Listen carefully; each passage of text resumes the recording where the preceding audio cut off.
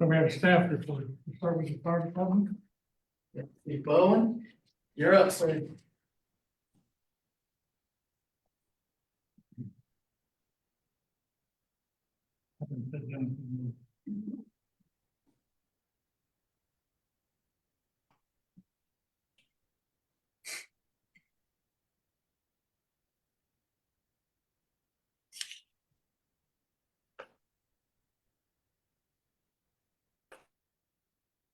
Bowen, you're currently muted.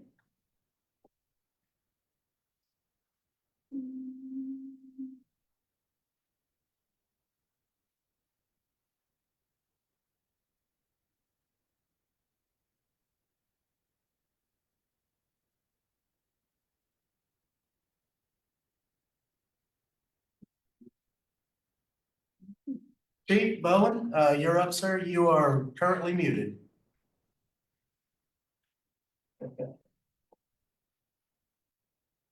I see flashing lights, so we.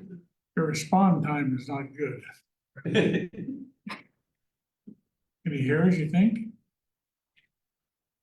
I think he's trying to figure it out.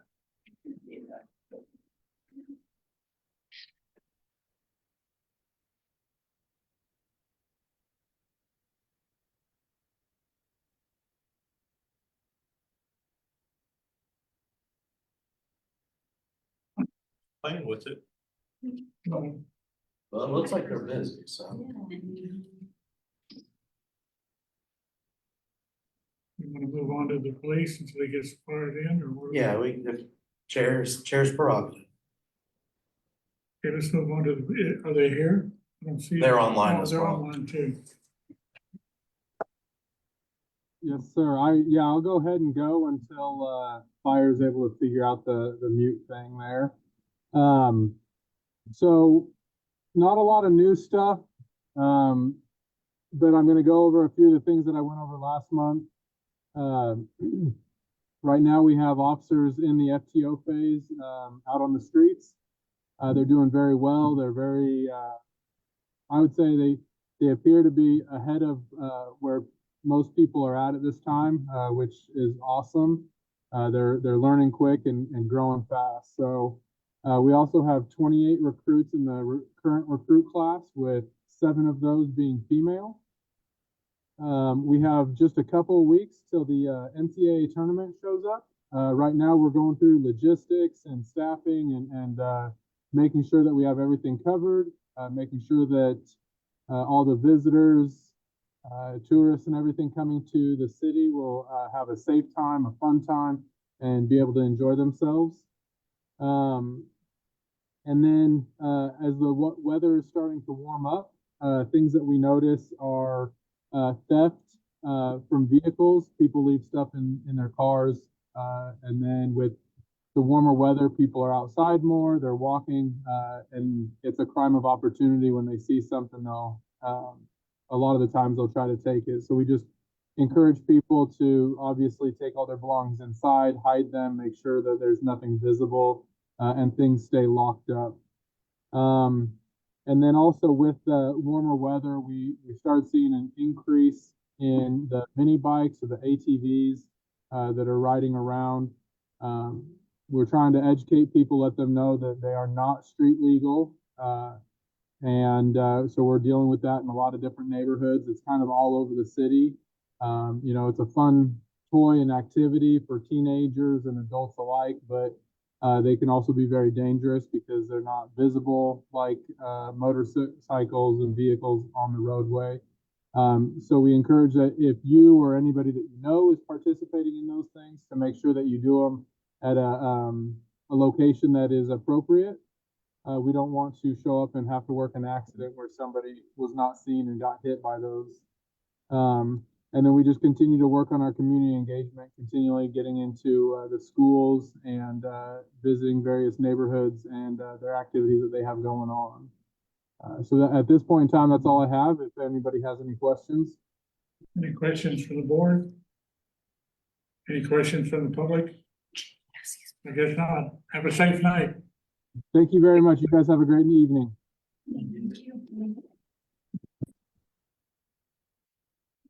I have a written update from Patrol East.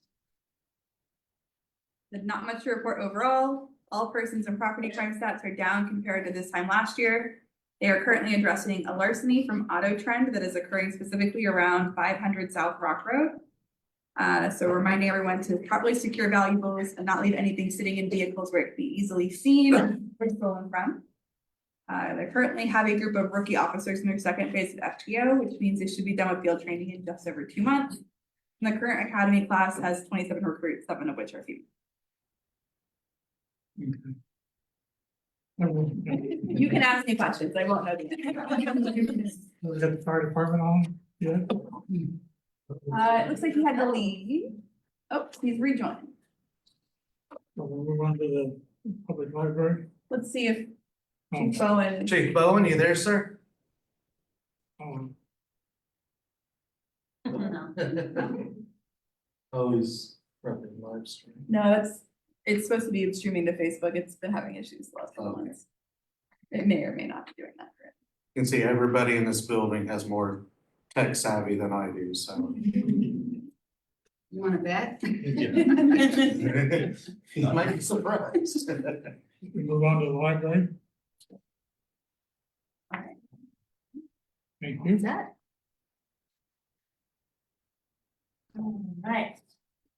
As many of you know, I'm Robin from the Walters Branch Library. We'll go through kind of some construction updates first. We have 2 remodeled Wichita libraries, branches that are gonna be set to reopen to the public this month. The Angela Northeast Branch Library at 3051 East 21st Street will open on Monday, March 17th, and then the Westlink Branch, which is located at 8515 Beekmeyer Street, will reopen the following Monday on March 24th, after years. So that's very good news. Plans for grand reopening and celebration are in the works for later in the spring, and dates for each will be communicated in the coming weeks.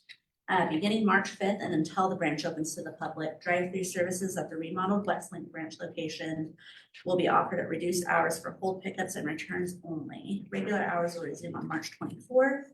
The reduced drive-through hours are Monday through Friday, 10 through 6, and Saturday, 1 through 5. Construction within the library system will continue with the Rockwell branch at 5939 East 9th, closing to the public in March for its next phase of remodeling. Their last day of service will be Sunday, March 16th, and it is expected to remain closed through the fall season. While its closed hours will increase with the Angela branch to ensure that residents in Northeast Wichita have full library services. And Angela's updated hours for the time being will be Monday through Thursday, 10 to 8, Friday and Saturday, 10 to 6, Sunday, 1 through 5, and they are closed Sundays from Memorial to Labor Day. We are relaunching our NEA Big Read program. It's born Sitting Pretty, The View from My Ordinary Resilient Disabled Body, by Rebecca Towson, with a kickoff at 6:30 p.m. on Friday, March 14th at the Advanced Learning Library. Join us for a celebration with a variety of entertainment and a free copy of the book while supplies last. The NEA Big Read Wichita is presented in partnership with Envision, the Kansas Leadership Center, and the Sedgwick County Department on Aging and Disabilities, an initiative of the National Endowment for the Arts in partnership with Arts Midwest. The NEA Big Read broadens our understanding of our world, our communities, and ourselves through the power of a shared reading experience. From March 14th to April 26th, our community will celebrate with a full calendar of events, including panels, discussions, art-based events, and more. For a full schedule of events, please visit wichitabigread.org. Due to weather closures, the Amplify 365, a year-long series honoring Black culture keynote presentation for the Dr. Health originally scheduled for February was postponed. The rescheduled date is Wednesday, March 12th from 6 to 7 p.m. at the Advanced Learning Library. Join us for a conversation on celebrating Black culture, history, experiences, and stories all year round. There are also plenty of opportunities to keep kids and teens entertained at the library during spring break. Below is a From Engine 2, go ahead and start either a truck company or rescue company. happening across the library system from March 4th to 22nd. For a full calendar of events, please visit wichitalibrary.org/events. Some of them, I won't go through all of them, include a Tween Mario Madness tournament on Friday, March 14th at the Advanced Learning Library, a Teen Super Smash Brothers Royale the next day, March 15th at the ALL, Dragonology Thursday, March Going 10th from on a rollover. Walters Branch, and Dungeons and Dragons, March 21st. Operate Fourth tax one, operate tax one for the rollover at West 27th Street South, South Seneca. Looks like there's possible 2 patients. All you conscious at the time. The Walters Branch hosts its first afternoon board game session on Saturday, March 1st with 3 in attendance. We're hoping for a lot more as we switch from Tuesday evenings to Saturdays to get more family participation. So we will host 2 more this summer on the first Saturday of the month of both June and July from 12:30 to 2:30. Family story time continues at the Walters Branch every Tuesday morning starting at 11:30. And there is a knitting group meeting every Wednesday at Walters from 11 to 1. Please feel free to bring your knitting, crochet, cross stitch, or other fiber arts project. All skill levels are welcome. And then lastly, on Thursday, March 6th from 1 to 5 p.m., so tomorrow afternoon, Walters will have a make and take cherry blossoms craft, create a beautiful scene with nature's first blooms of spring. It's a drop-in craft for ages 4 to 11. And that's all I've got. Any questions from the board? No comment. You're a busy lady, aren't you? I try. When you have the board games, does anybody play chess? Nobody has yet, but we do have a chess set available. Thank you. How about Pinochle? Any questions from the public? Okay, thank you. Board games do you have? We have a good variety, mostly of You know, family. if you go take command, basically. Scrabble, Trouble, Sorry, Clue Junior.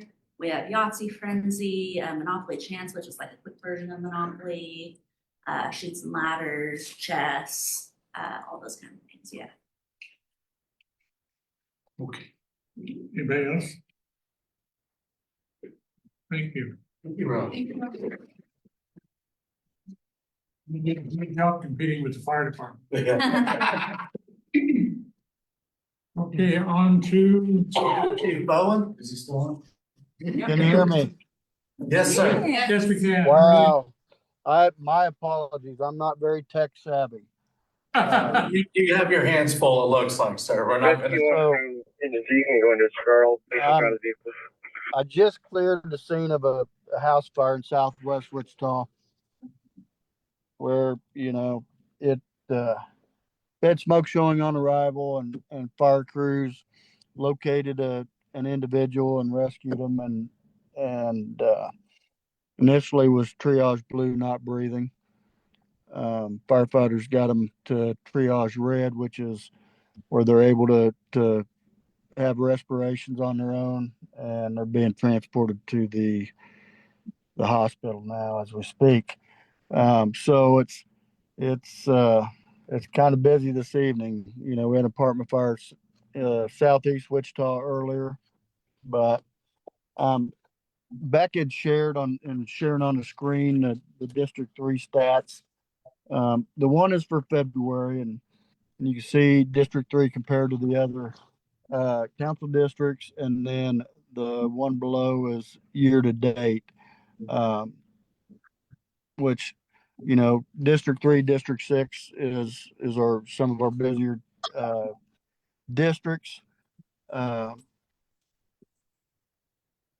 Any questions on response statistics or anything? Feel free to interject at any time. I apologize I'm not there in person.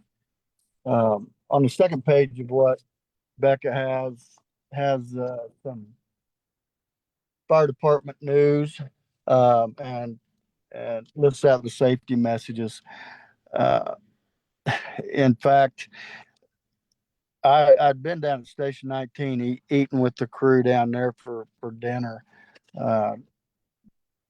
Ash Wednesday and the captain down there, this is his first day back. Captain Conover, the name might sound familiar. The recent firefighter cancer screening, they had a pilot program beginning in November and December. Captain Conover is a unbelievable dedicated employee to the community and citizens of Wichita, and has more than 30 years of service. Well, he has a young fireman assigned to him at Firehouse 19, and this young fireman's mother is involved in the healthcare field and the, specifically cancer screening and stuff. And long story short, this young firefighter convinces this dedicated older tenured captain that he needed to go in as one of the initial screenings for this pilot program to see how it's going to work out. And so they did. And in December, they found lung cancer in Captain Conover. He'd never been a smoker, incredibly fit, Clear track 1, 1835. works hard, but just on the off chance that he was part of that initial 18 in that cancer screening, they found lung cancer and successfully operated, and he's back to work today. So we were celebrating on Ash Wednesday his return serving this community. So, pretty near and dear our hearts. We've had incredible support from council and leadership, and both within the city and outside. And I know Councilman Hoheisel and others have lent their support and did a lot of stumping for this, both locally here and in Topeka, and we're incredibly thankful.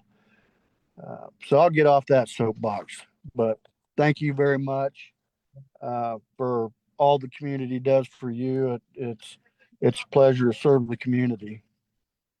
We have 21 candidates in EMT Academy. They start Fire Academy on the 17th of March, and that should conclude around June 20th.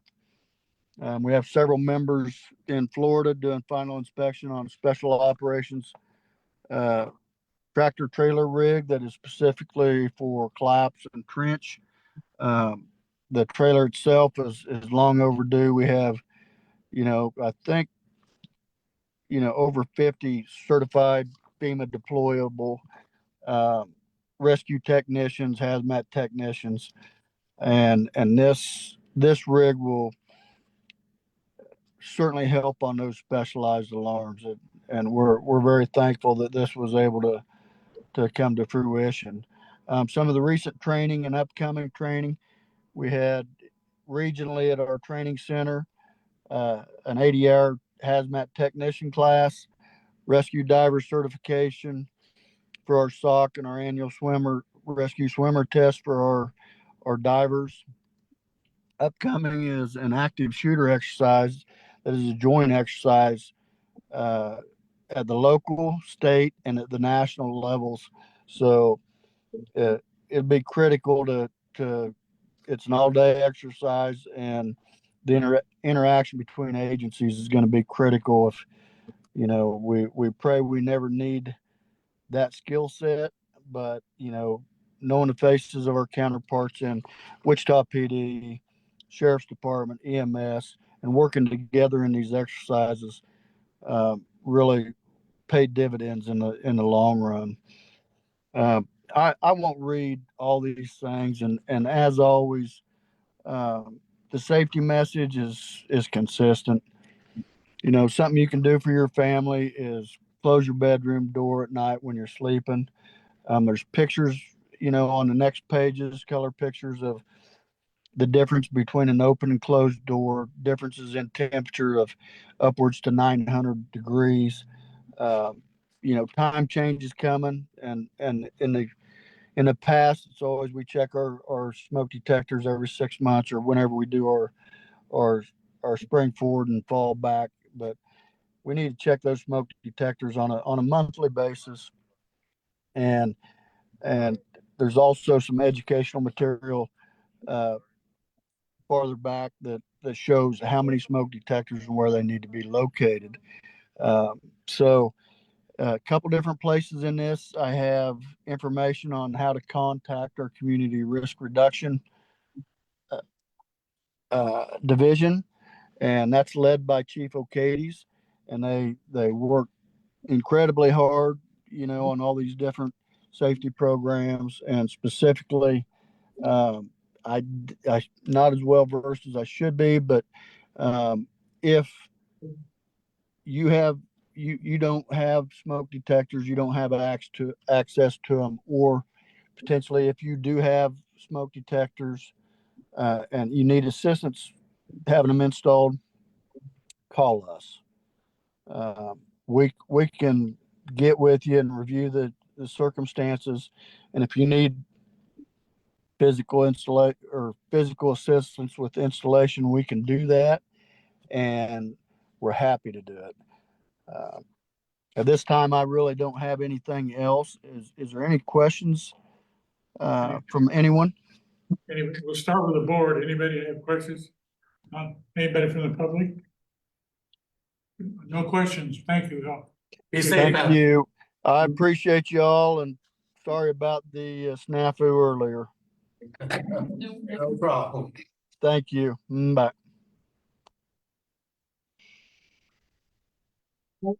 Is the Wichita Public Works and Utilities? Are you here? Oh, you are. Sneaking up. Yeah, you did.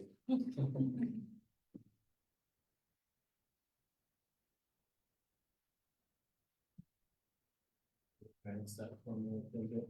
What? So you advance that for me. Do you wanna do the drought first or the? Just do the projects first, if you don't mind. Supposed to be showing. Yeah. Computer's being a little strange today. There we go. Thank you. So I'm Gary Jansen with City of Wichita Public Works and Utilities. Glad to be here tonight. I got to thinking on when I was walking up here, I think in my entire career, I've never been to this meeting that Paul Davis was not here. And so it kind of made me sad thinking he wasn't going to be here. Going back that far, probably when I first started spending time at the DAB, I think Paul was on the DAB for that long. So hate that he's not here tonight. But I mostly want to talk to you about a drought update and where we are with long-term water resiliency. And I'll get to that in a moment. Since staff knew I was going to be here, they said I could take care of the projects too, which I'll do first. So every quarter we talk about capital projects through our city engineer's office that are going on within District 3. So I'm going to hit these fairly quick, and if you've got questions, we can certainly come back to it. We're still working on our large sanitary sewer replacement up Southeast Boulevard. That's replacing the major sewer that's under I-135. Once that work's done, we'll abandon that sewer. It'll be good to get it out from under the highway. That sewer was actually built before I-135 was there. And so we came to an agreement with KDOT at the time to leave it in place, but it's 78-inch diameter sewer. It's old. We've got to get it out from underneath the road. That's what drove that project. So there's work happening in multiple areas. One of the biggest impacts is going to be the neighborhood between Southeast Boulevard, Pawnee, and 135. We're projecting to get there in May to start working through that neighborhood. We will be providing outreach to that neighborhood in advance of that to let them know what timing is and the impact. It's big enough construction, large enough excavation where they'll be working on those streets. The entire street will be removed. So it's going to create some access issues for properties. We'll make sure we talk to everybody that's out there, and if there's any access issues, we'll deal with that. So not anything that we haven't done before, but there will be a significant impact. So we'll make sure that we talk to all of them. CLAP improvements, the dog park's complete. We're leaving that open until we get the grass established in the spring. Part of our challenge there is what's going on with the drought, but we don't want to open that up too soon, get in there and cause problems with the turf that's been established. The playground estimated completion is this summer. The last thing we've got to do is install the surfacing material. If you go on down, so the bionutrient removal project, the BNR project, there's a lot of things happening at our main sewer treatment plant, 57th and Hydraulic. Major construction happening there now. If you happen to drive by and you look over there and see multiple cranes going on, a lot of stuff related to improvements to that project to meet regulatory requirements. The thing I'll focus on the most is we are going to make a very big impact on odor control finally after all these years. It won't all be gone all the time, but compared to now, we're going to make a big, big difference. And we will start making some impact yet this year. So some of the clarifiers, the big tanks down there, we're gonna basically put lids on them. That may not sound like a big deal. Why didn't we do that sooner? It's very expensive. These are large diameter. It takes a lot to make this work, but one of the first ones is getting ready to start construction. So we will start to see some relief, I think, some measurable relief yet by the end of this year. So that's exciting. And all of that project's expected to be completed sometime in 2027. All of the odor control components should be done by the end of next year. So we're really excited to get to that point. And I'll come back to that plant too here later when I talk about the drought, something we're looking at for the future. Our pavement preservation program is $14 million this year. We split the funding amongst the 6 districts based on the percentage of the street network in each district. So each district gets 15 to 16% of the street network. It's pretty close. And then so each district is a lot of that funding. I'm not going to spend a lot of time going through these. One of the first on the list, there's still some work from 2024 going on that will wrap up, especially on concrete street repairs, which I do want to talk about in a minute for 2025. We will be making some more significant improvements to McLean Boulevard from Harry to Lincoln. I think we've caught most of McLean here in the last few years. We do crack sealing on a lot of streets. Most people don't like the way it looks, and I don't, but it's very effective. It's very cost effective. The climate we live in, if we can keep moisture out of the cracks, we can stop it from the impacts of the change in seasons and the freeze thaw. We can make pavement last so much longer. So it's been very effective for us. Not one time in the 3.5 years I've been on council has anybody reached out about how the crack seal looks.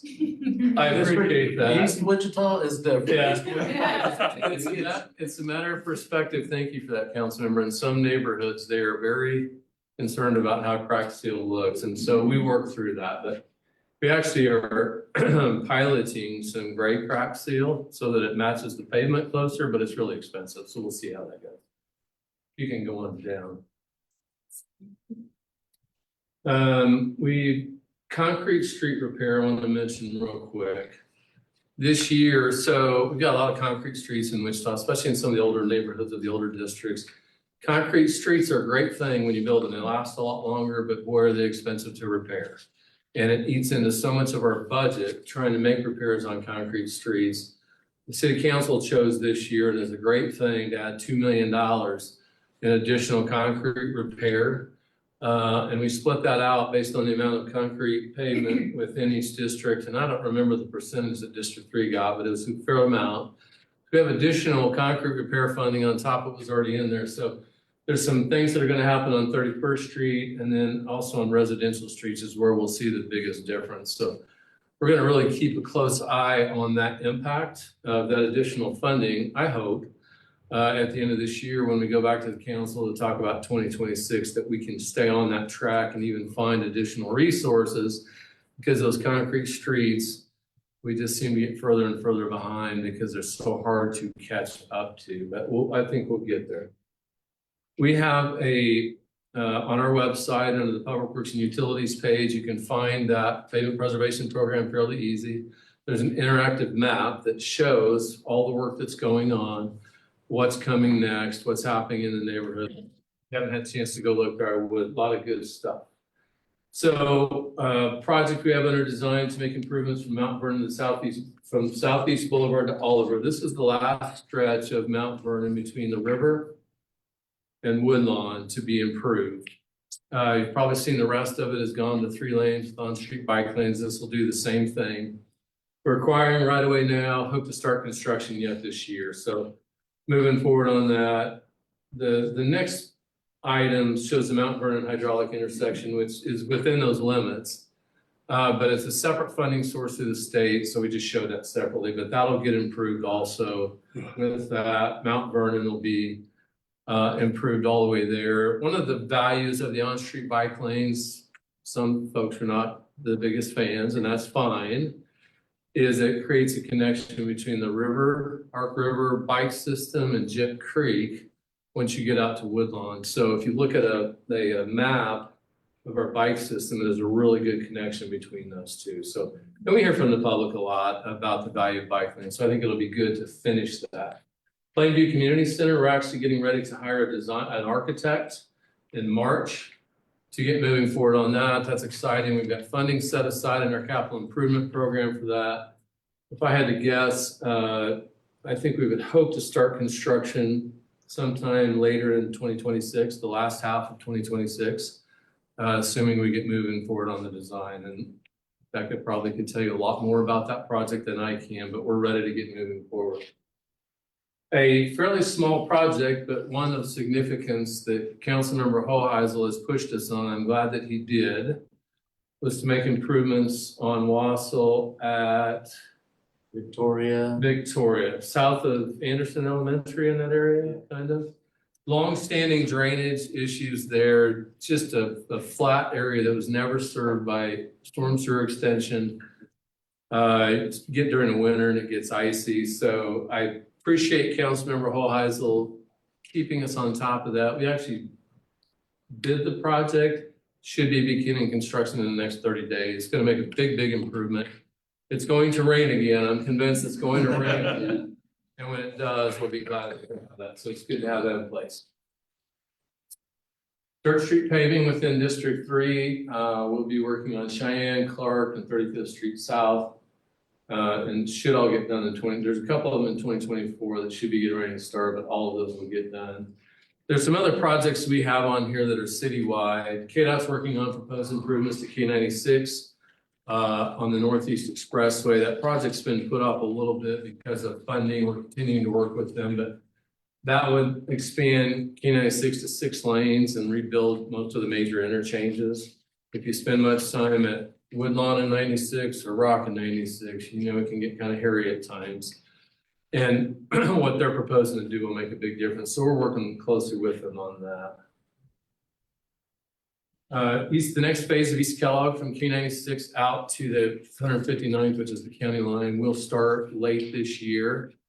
If you ever go out east towards Andover, the 143rd intersection is one that you want to avoid.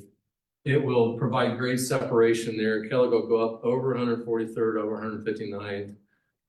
This will be the last piece that Wichita has, because then that gets into Butler County, but that's being funded the majority by KDOT, and they're ready to start that project late this year. Wichita North Junction, if anybody ever goes up that way, the construction that goes on forever. Still got a ways to go, seen a lot of good improvements. Should be done sometime late next year on that project. It's gonna be fantastic when it's done, the improvement that it's gonna make compared to what was there. So last project I wanted to mention, and I'm gonna talk about something downtown real quick, is our new multimodal transit facility is under construction immediately northwest of the baseball stadium. If you make it down that way, kind of close to the monitor. The walls are going up, the columns in the middle of the facility are going up. That's going to provide 400 and some parking places. It's where all of our transit operations will go out of. The current transit facility at Topeka and William will go away and will become part of all of the bigger medical campus, if you will, that's part of biomed and everything that's going on down there. Last thing I wanted to mention, and I'm happy to answer any questions. We are converting some of our last one-way streets downtown to two-way. Emporia, we just finished yesterday, north of Central. Topeka will be converted next week along with English. And then probably in the next 60 days, we'll finish conversion of Market and Main Street. That's from Kellogg all the way up to Murdoch. It'd be a pretty big change because we've had those one-way streets for a long time downtown. I think it's going to be great. I think it's going to work well. We still see people going the wrong way on those one-way streets at times. Provides better accessibility. A lot of studies have shown. So what we see a lot on one-way streets, a lot faster traffic, which is not ideal, especially in an urban setting downtown. Two-way will slow traffic down. It actually makes it safer for pedestrians. So we're excited to get that going. It's going to be a change. I've worked out of City Hall since 2005 now, and I usually look out, my office looks out on the main street. So it's going to be different to see that as two-way, but we're excited to get that going. Those streets down closer to the arena, we'll have that conversion done before the basketball tournament starts in 2 weeks. That was our goal, and we're gonna get that, so that'll be helpful. Before I move on to the drought, any questions about any of that? Okay, I have a question about overall paving or overlay on the roads. From Harry north on Hillside to Lincoln, it's like driving on railroad tracks. Every 20 yards, you hit a bump. If you go over east to Clifton from Harry to Lincoln where they interject, it's like driving on glass. So whoever did the road on Clifton, you need to find out who the construction company was and tell them that they need to do as good a job as they can compared to some of the other streets. And you can tell they surfaced the street, Hillside, and then they had to tear it up and put something in because they went every 20 yards. And it's just, I mean, it's not gonna tear your car up, but it's an irritation when you do it day in and day out, and you know just another road, the same length is as smooth as can be. I know exactly what you're talking about, and you're not the first person to say that, and I appreciate that. So without going into too many gory details, it's really not an issue who did the work, it's how the road was originally built. We used to have, this was before I even started with the city 30 years ago, there was different construction standards of how we built the road bed to subgrade. And what it did is it created those cracks.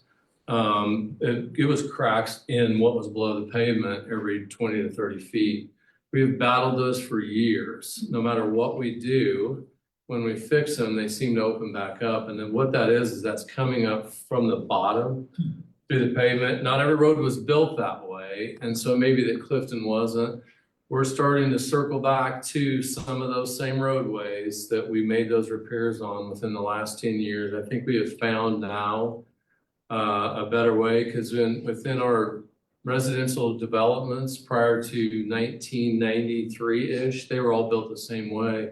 You can still go into some of those and you know you're there because you close your eyes and every 20 or 30 feet, you'll hit that same jarring bump. That doesn't make it right, but it's we've fixed that problem.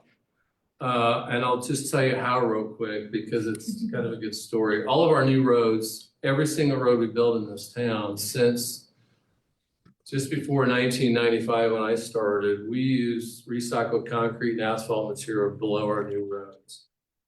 We use over 60,000 tons each year of recycled material. So when old pavement comes out, concrete and asphalt pavement, it gets crushed to a smaller size and it gets utilized by our contractors for a new road bed. It's flexible, it distributes the load betters, and we got rid of that issue. It's completely gone on any of our streets that were built over the last 30 years. We're just trying to figure out how to keep fixing the ones that were there before that. So we're gonna try to get back to that. Jerry, did you have a question? Yeah, you talk about the crack repairs, you go color code that now, do we lighter color? Well, we're gonna pilot some on concrete pavement. They make great crack seal, but it's pretty expensive. We're just gonna try a little bit to see from a visual perspective, because we've heard in different parts of the community, people don't like the way it looks. Depending on how many cracks there are, it's not real sightly.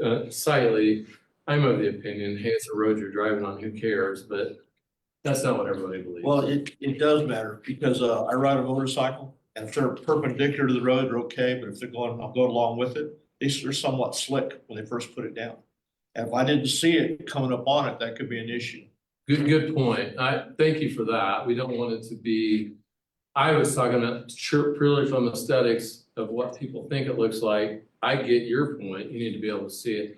I hadn't thought about that. And so I think what I hear you saying is if it blends in with the pavement and you Right. can't see it, you don't know. And it takes a few days to cure. It Park does, City, it it was does, kind of it slick for a does. while. I've hit them a couple times. Very good point.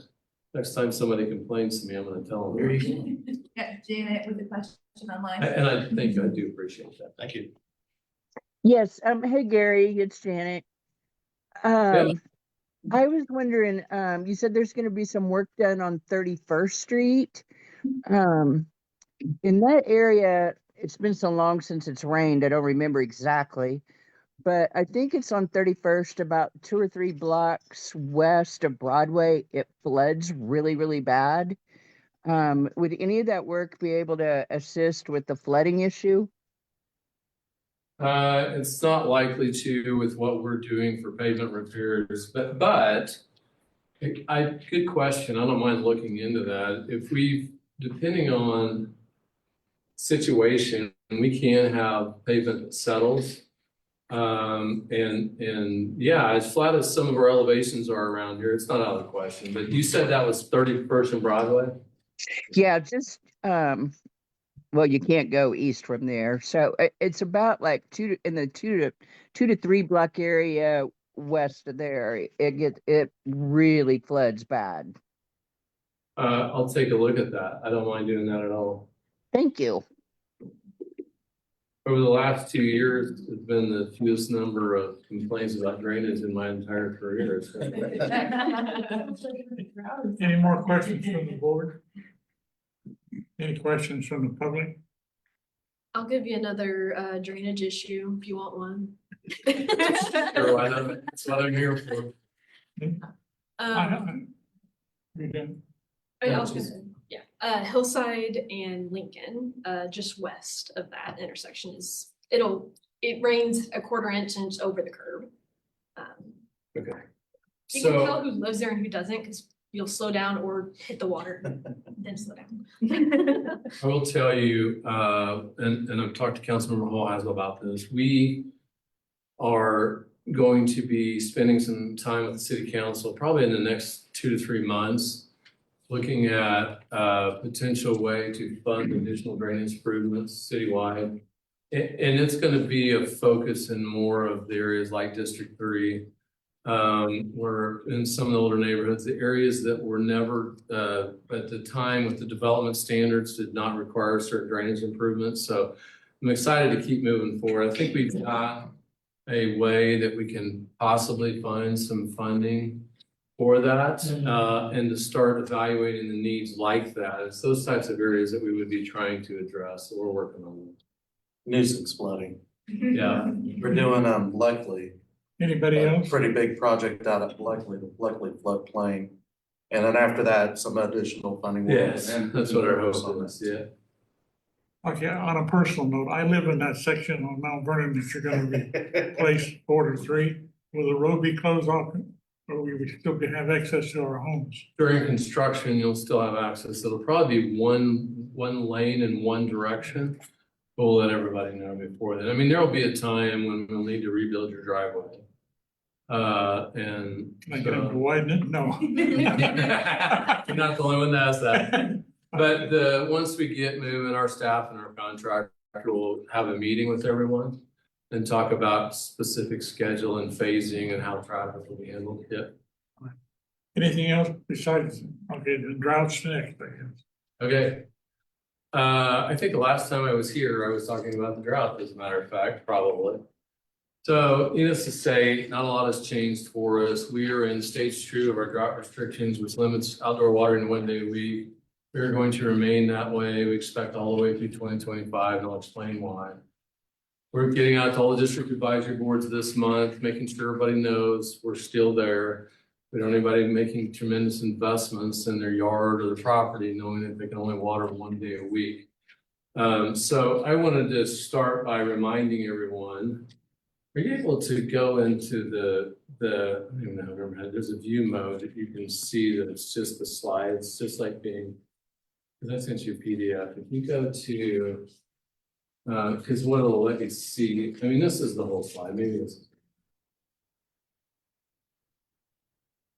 Actually, if you hit that arrow, that double arrow up there, next to the one you just did, that should give you the full there. That works a little bit better there. I wanted to remind everybody about where our water resources are, what's causing this issue, and then I really want to talk about what our plans are going forward to try to help us out in the future, because I get the question a lot, do you have a plan? We do have a plan, and we've got even more than that now, even from the last time I was here, to help our entire region as we move forward. So we have 2 main raw water sources, Cheney Reservoir, which is the source of our problem because it's surface water Cheney is being impacted by lack of precipitation. I'll talk about more in a moment.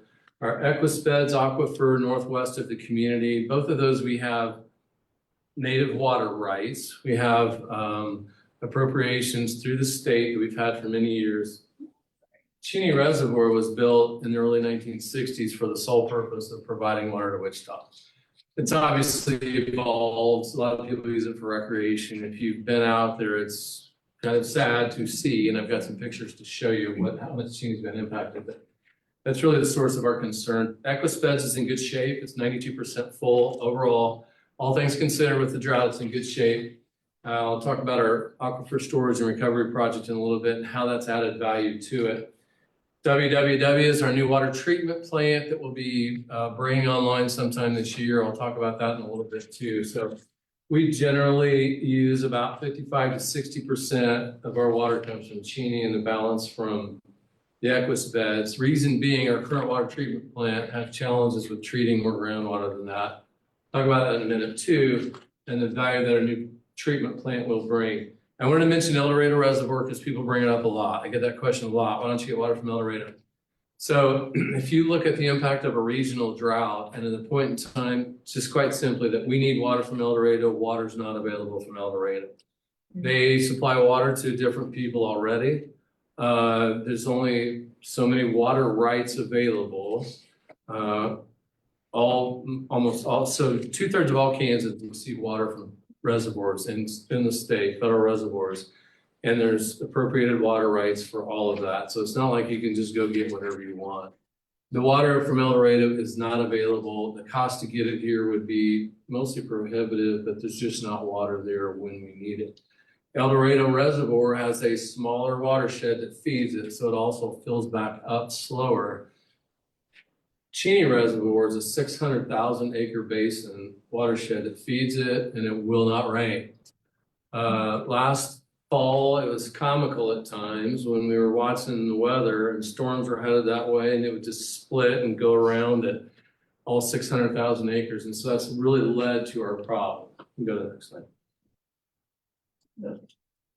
Sorry, super sensitive. You're good. I have a question. Yeah. We take no water out of the river. They have Little Arkansas. No, so just for a couple things, the rivers are pretty high in nitrates, which we can deal with, but there's some challenges with that. A lot of what's in the Dark River has to keep going downstream because other people have rights to that water when it gets to them. So it gets to be kind of a complicated formula. But even if we did, there's just not a lot of supply there compared to what we've got in the Equispeds. Okay. I just assume you see a lot of water flowing by on the river that we could tap in. Yeah, good question. You're not the only one that's asked that. So what do we do for water treatment? Upper right is our current water treatment plant, 85 years old now. We're working on what we're going to do with this plant when the new one comes online. I think most likely we're going to keep it for emergency backup, which makes a lot of sense. And actually be talking to the city council about that on March 18th to make a decision going forward. We are a regional water provider to 17% of the state's population. 1 in every 6 people in Kansas get water from us.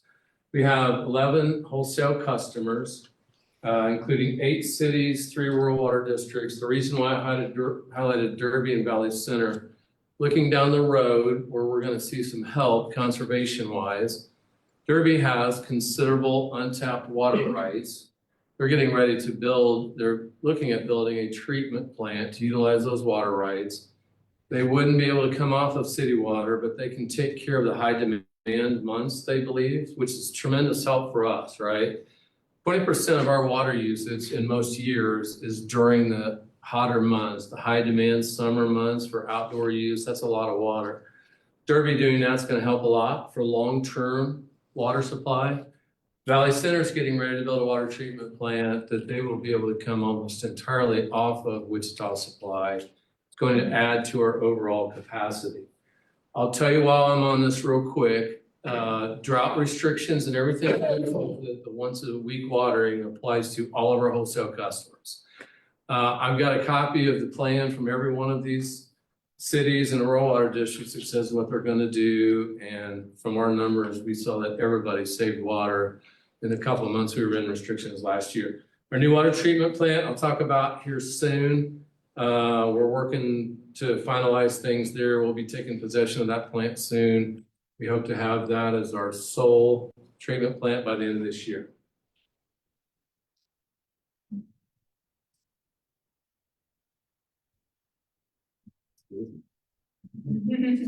Really sensitive.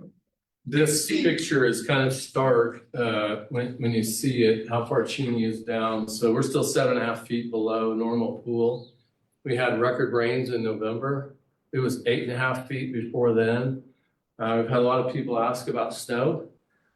So general rule of thumb is it takes 10 inches of snow to get 1 inch of rain. So the snows that we had barely the equivalent of 1/2 inch of rain. Anything helps, but it's just not gonna get there. So stage 2 watering restrictions will remain in place. We expect it'll be all through 2025. The only good thing about that is we don't see stage 3 yet this year. Stage 3 water restrictions eliminates all outdoor watering. Our goal is to stay away from that. That is our goal, is to not get to stage 3. So we got to do everything we can to not get there. You can go on to the next slide. Okay, try it. And I don't know if that was a better way to do it. I think I'm figuring that out. The So last slide will be fine. the United States Geological Survey, they monitor inflow in the reservoirs. And so just to kind of explain again what the problem is here, the inflow into Cheney Reservoir is the lowest it's been in 58 years. That's basically going back to when it was built. So when in that massive basin, there's just nothing coming into it. It's been so dry for so long. Even when you get precipitation, the first thing it does is it just soaks into the Nenasko, to the riverbed, and starts filling up what's basically the water table there before it even runs into Cheney. So I show this picture because of I get asked a question a lot. Why don't you dredge Cheney? Why don't you dig a bigger hole? A couple reasons why it's not viable. We have, over many, many years, we've worked with multiple agencies in the state of Kansas to provide watershed protection measurements to limit the sedimentation of Cheney. The state of Kansas estimates it's just barely more than 5% of the capacity, which is really good. Dredging is a lose-lose proposition. It's tremendously expensive for very little gain. And you still got to have rain to fill it up. So we've looked at that. We've looked at every single option there is. There's just not much dredging to be done here. A lot of costs, very little gain. There's one silver lining in this drought. That middle picture is the dam, the Cheney Dam. It's basically an earthen dam with a concrete slurry. We have not been able to make repairs to this dam for quite some time. The water elevation's down enough. We are out there making repairs right now. It's a little hard to see that bottom right picture. Shows some steel reinforcing, some workers up to the right. We had set aside the funding. We had the plans ready to go, the permit in place, and we pulled the trigger as quick as we could when the water level got to a point it's a foot below where we needed to start the work. One thing we did in this contract is we have a separation clause. If it happens to rain this spring and the water comes up, we will not let water out of Cheney. We will stop work and come back to it later. We're not in a dire situation with the dam, but we need to make repairs. It makes sense. Happy that we're doing that. That's the only thing good we can say that comes out of this drought.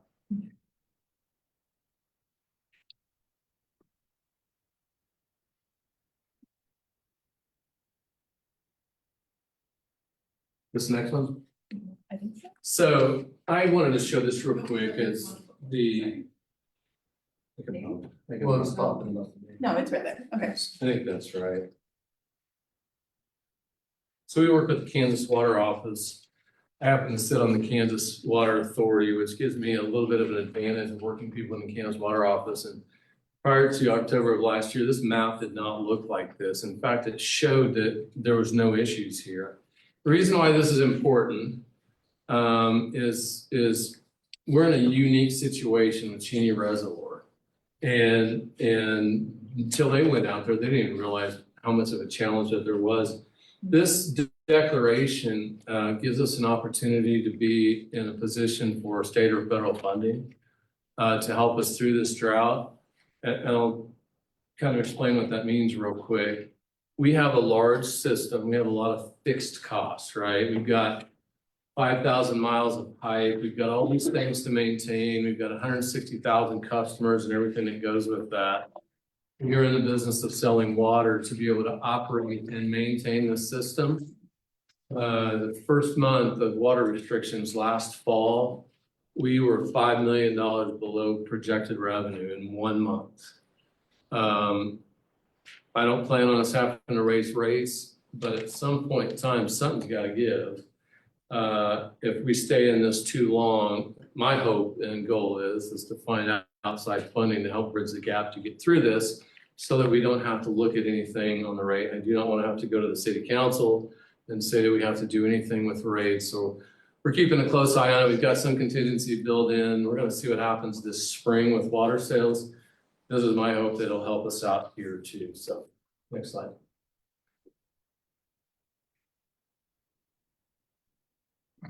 So coming out of the drought in 2013, if any of you remember that, we had a several-year-long drought.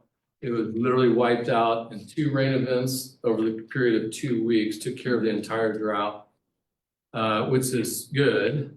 Coming out of that, we developed a 4-stage drought response plan that the city council adopted and codified at the time. We wanted to make sure we'd be prepared for the future. So 4 stages get aggressively more imposed on what needs to happen. This is not meant to stabilize Cheney Reservoir, but it's meant to extend our water supply for the entire region. This plan would take us through 8 years in a Dust Bowl type drought. Sounds pretty desperate, but we've got to be ready to plan ahead. Let's hope we don't even get close to that. I would have never thought we'd still be in this point now. I grew up in Newton and I've been with the city for 30 years and I had never seen us be in drought restrictions before. So we're going to get there. It's going to rain again. You know, we go through these cycles. We just don't know how often it's going to happen. Stage 1 was activated in January of 2023. This is based on a 12-month rain average of Cheney Reservoir. And I'll come back to that in a minute. That's important also for figuring out how we come out of the drought. And what that says is it's voluntary conservation, and more than anything, the city of Wichita enacts our internal conservation plan. We'd already been moving that way. You can find it on our website, which I'll show you in just a minute. It talks about everything we do on our internal conservation plan. We've done a lot. City's a big organization. You know, we have over 3,000 employees. We've got 500 facilities across the community. We've got ball fields, recreation centers. Give you some quick examples of the stop washing fire trucks near as often. The golf courses don't use water to wash the golf carts. We've made changes on playing surfaces.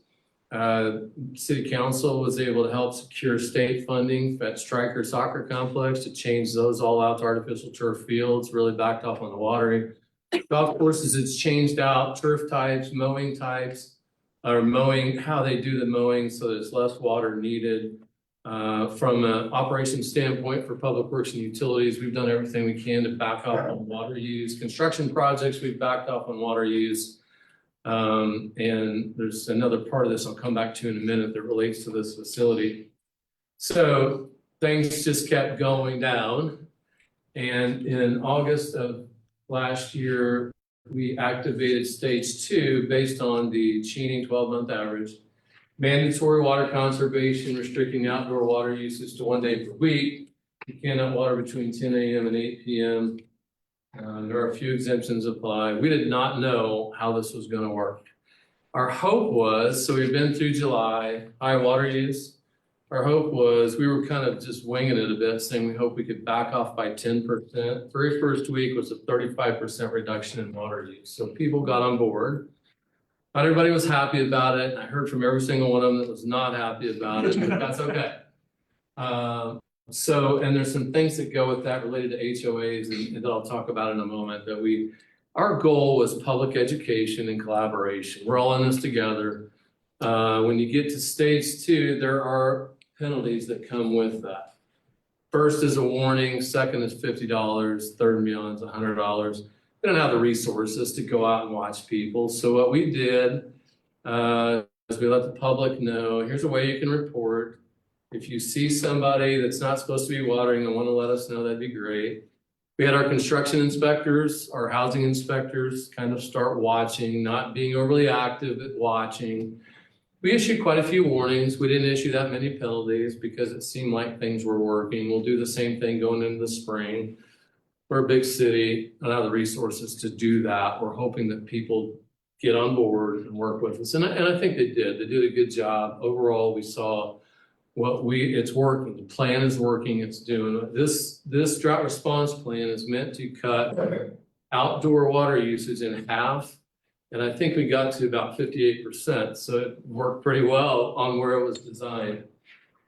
Stage 3 gets rid of all outdoor watering is prohibited. We're trying to avoid that. We get to stage 3, we're going to put people out of business. And I don't take that lightly.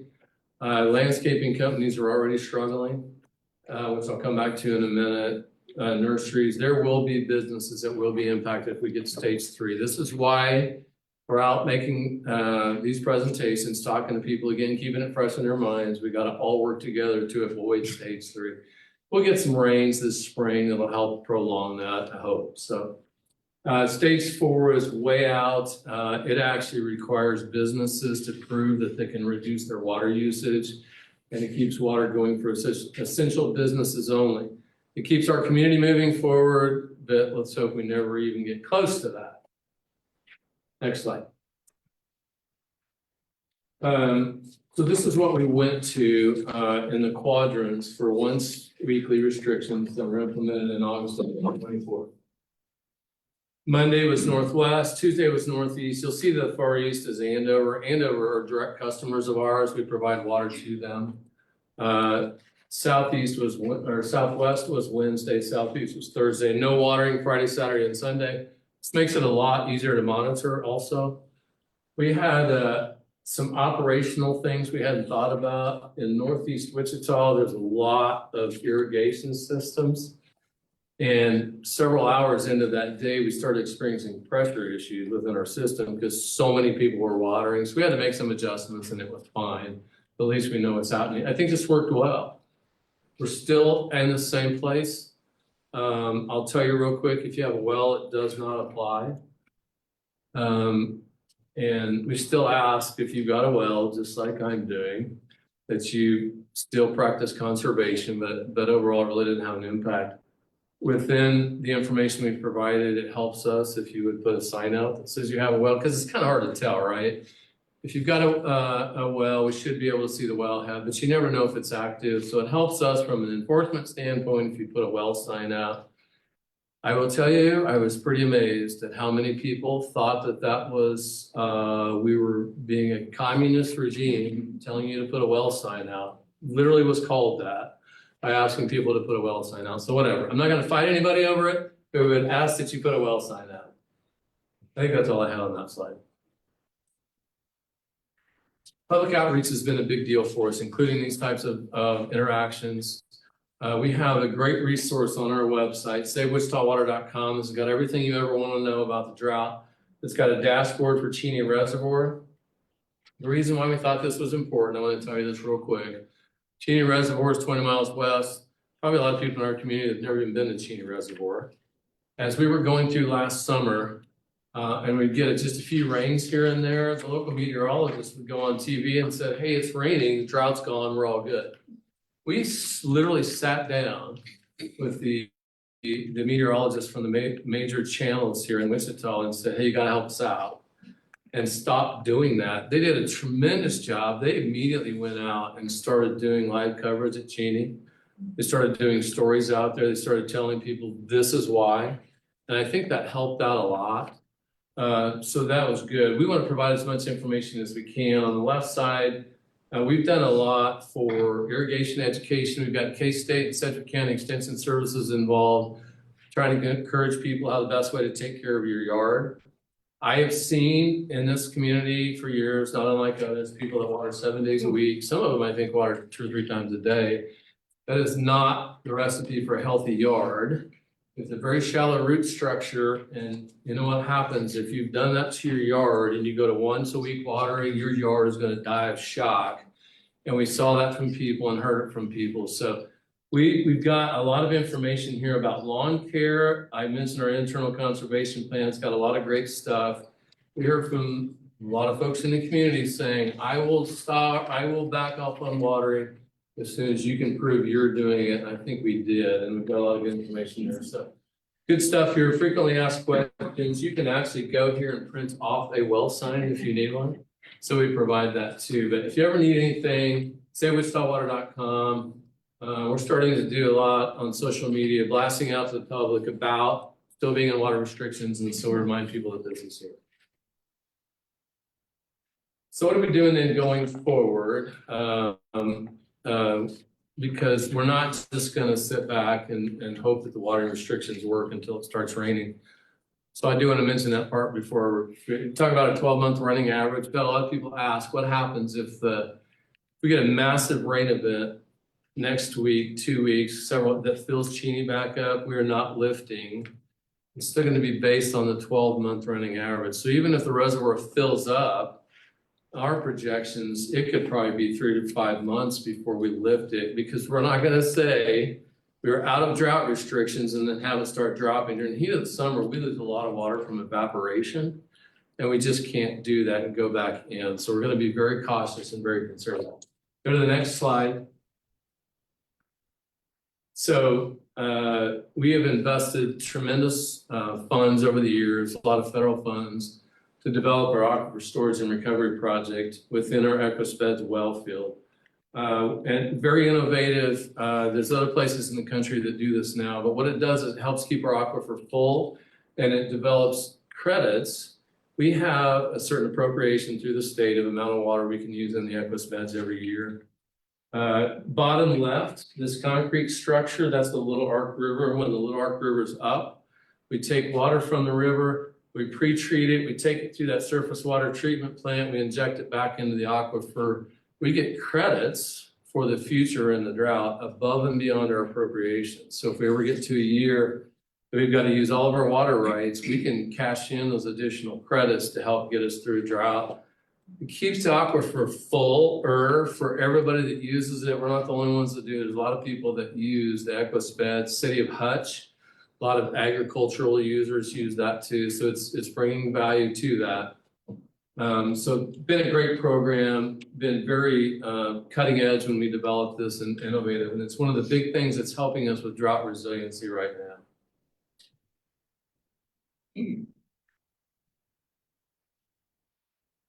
Our new water treatment plant, right now, our current treatment plant can only treat a certain amount of groundwater.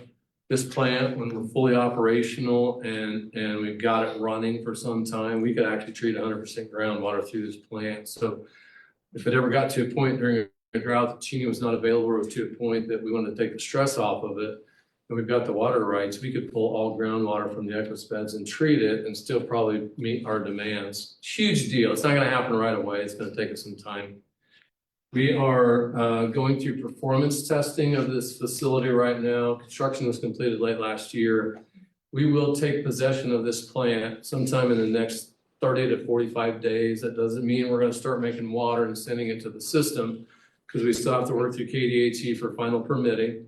So we're going to have to continue some testing. We're working through some options. I will tell you, we had hoped at one time to run both of our plants at the same time through the rest of the year in case we had issues here.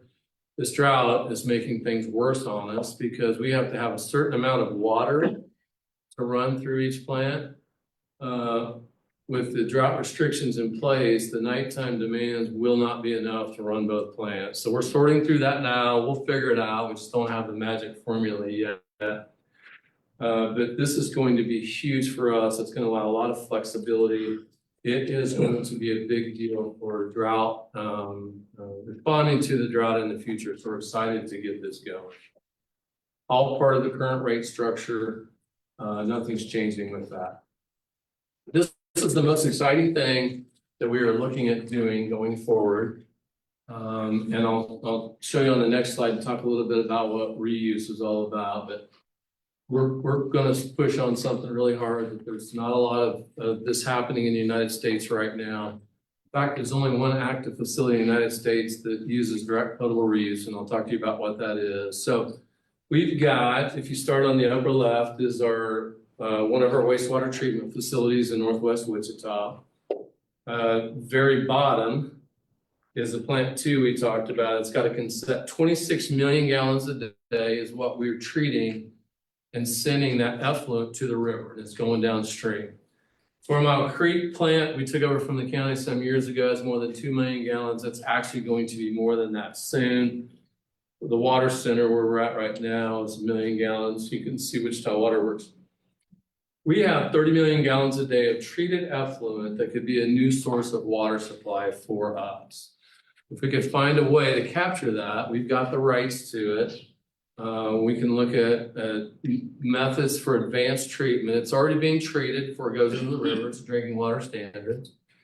There's requirements to go through other advanced treatment. We could send it to our distribution system.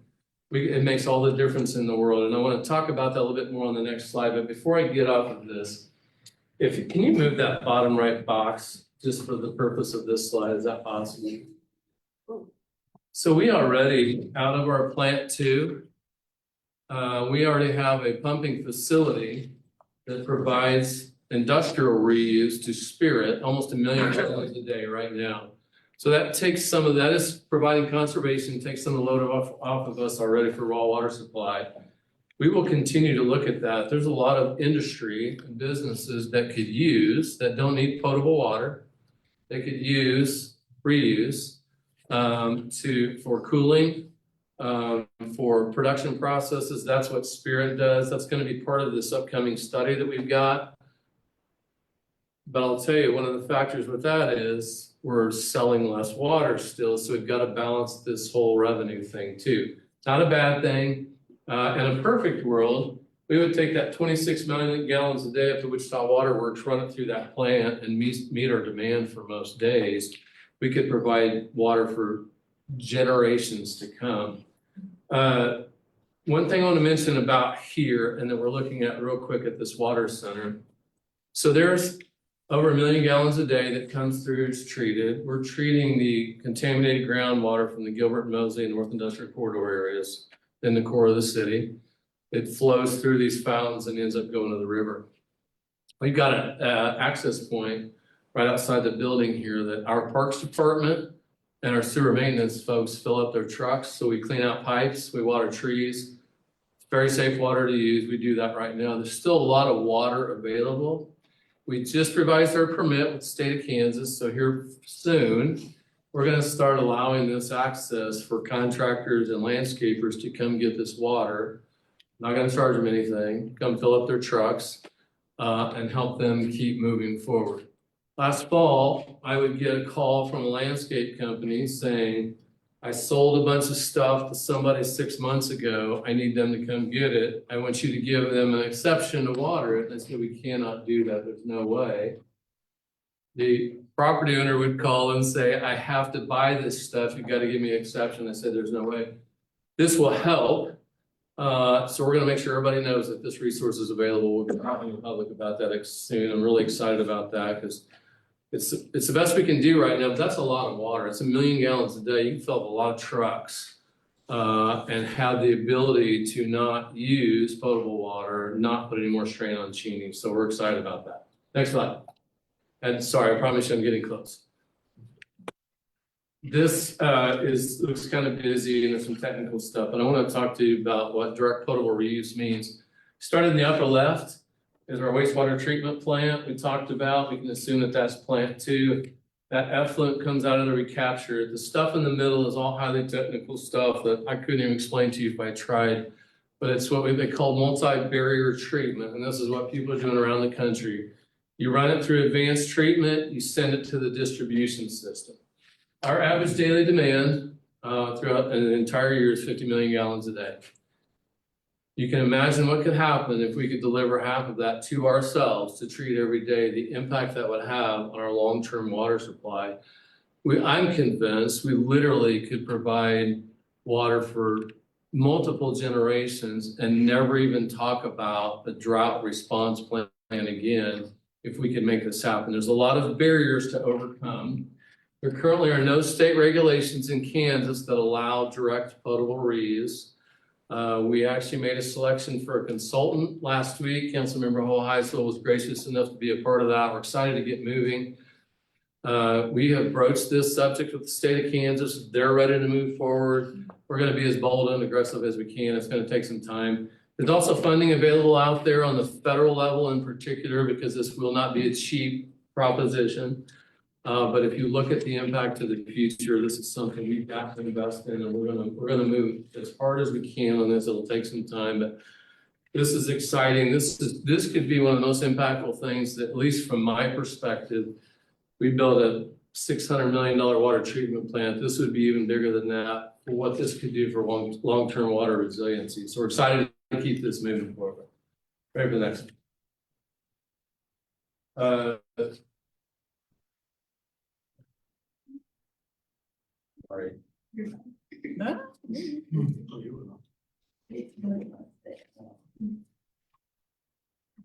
We have started talking to the Builders Association and the developers about what they can do to help contribute to long-term water resiliency. Not unlike other communities, the majority of our yards in Windstar Fescue take a lot of water, right? So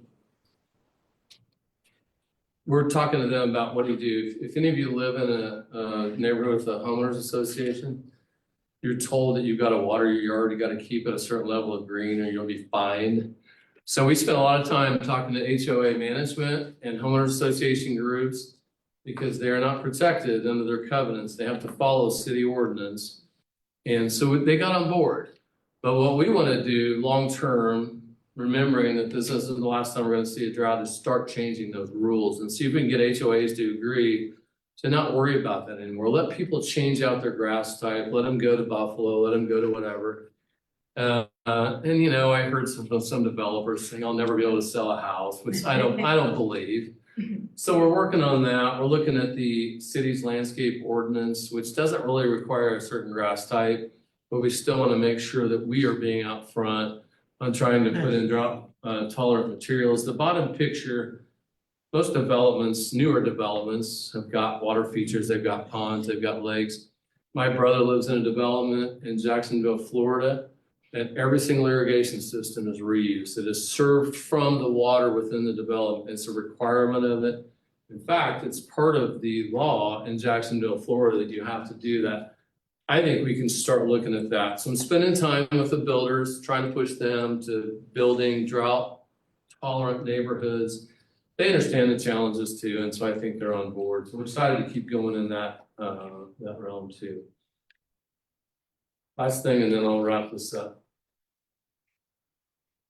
We're also looking to see what other communities are doing and have done to get to, even if you can get to the last slide, that's fine. Hey, so Hays, Kansas, and this is a lot of small information to see, but on the left, Hays has been dealing with drought for many years. So they've got a lot of things in place for that you can't water certain times of the day. If you live in Hays, you can't even take a hose and wash off your driveway. This is just not allowed. That's one of the things they'll fine you for because it's using too much water. Kind of makes sense. I remember when my dad used to do that as a kid. I think he would do it twice a day, but think anything to make a change, right? We want to change the culture. We want to change habits and realize this takes long-term change. Oklahoma City is on the right. Again, it's probably hard to read. Oklahoma City, as a result of previous drought, has gone to every other day watering in perpetuity. They're not changing it. So if you live on the even side of the street, you water on even days, odd days. You can still water 3 or 4 days a week. That's more than enough water to maintain a yard, to maintain landscaping, to maintain whatever you've got. I believe, and I plan to start having these discussions with the city council, we need to look ahead and change what we're doing. If it was up to me, even when we come out of this drought, we would not allow watering 7 days a week. I just don't think we should. I don't think it's necessary. And I think it really helps us long-term to get and stay in that habit and really help us balance our water supplies long term. So that's just part of that. Last slide is just to sum this up real quick. Stage 2 restrictions remain in place. You heard me say that. We're going to be making additional improvements to our storage and recovery project with some federal funding. Our treatment plant with Saltwater Works will be fully operational by the end of this year. We've got the consultant for the reuse selected. We're moving forward with them soon. Going to keep working with the Builders Association on what we can do long term there. And then the last one is what I just mentioned, is to develop recommended changes for conservation requirements in perpetuity.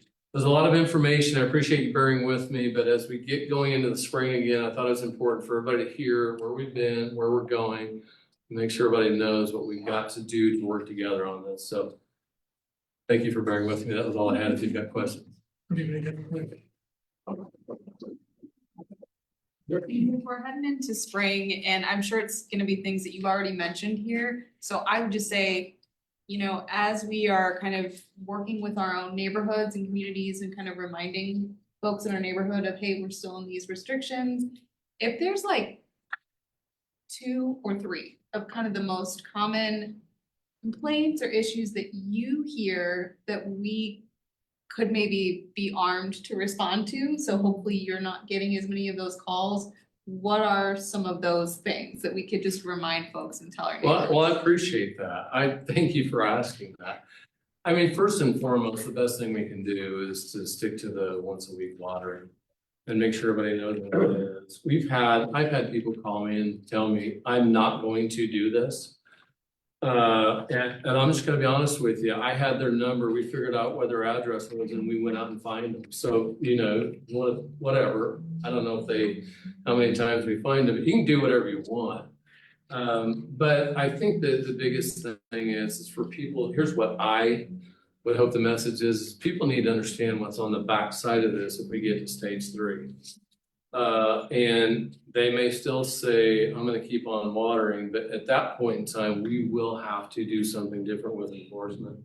The penalties go up in stage 3, and because of the impact at that point, we will have to provide the resources and we will have to go after people.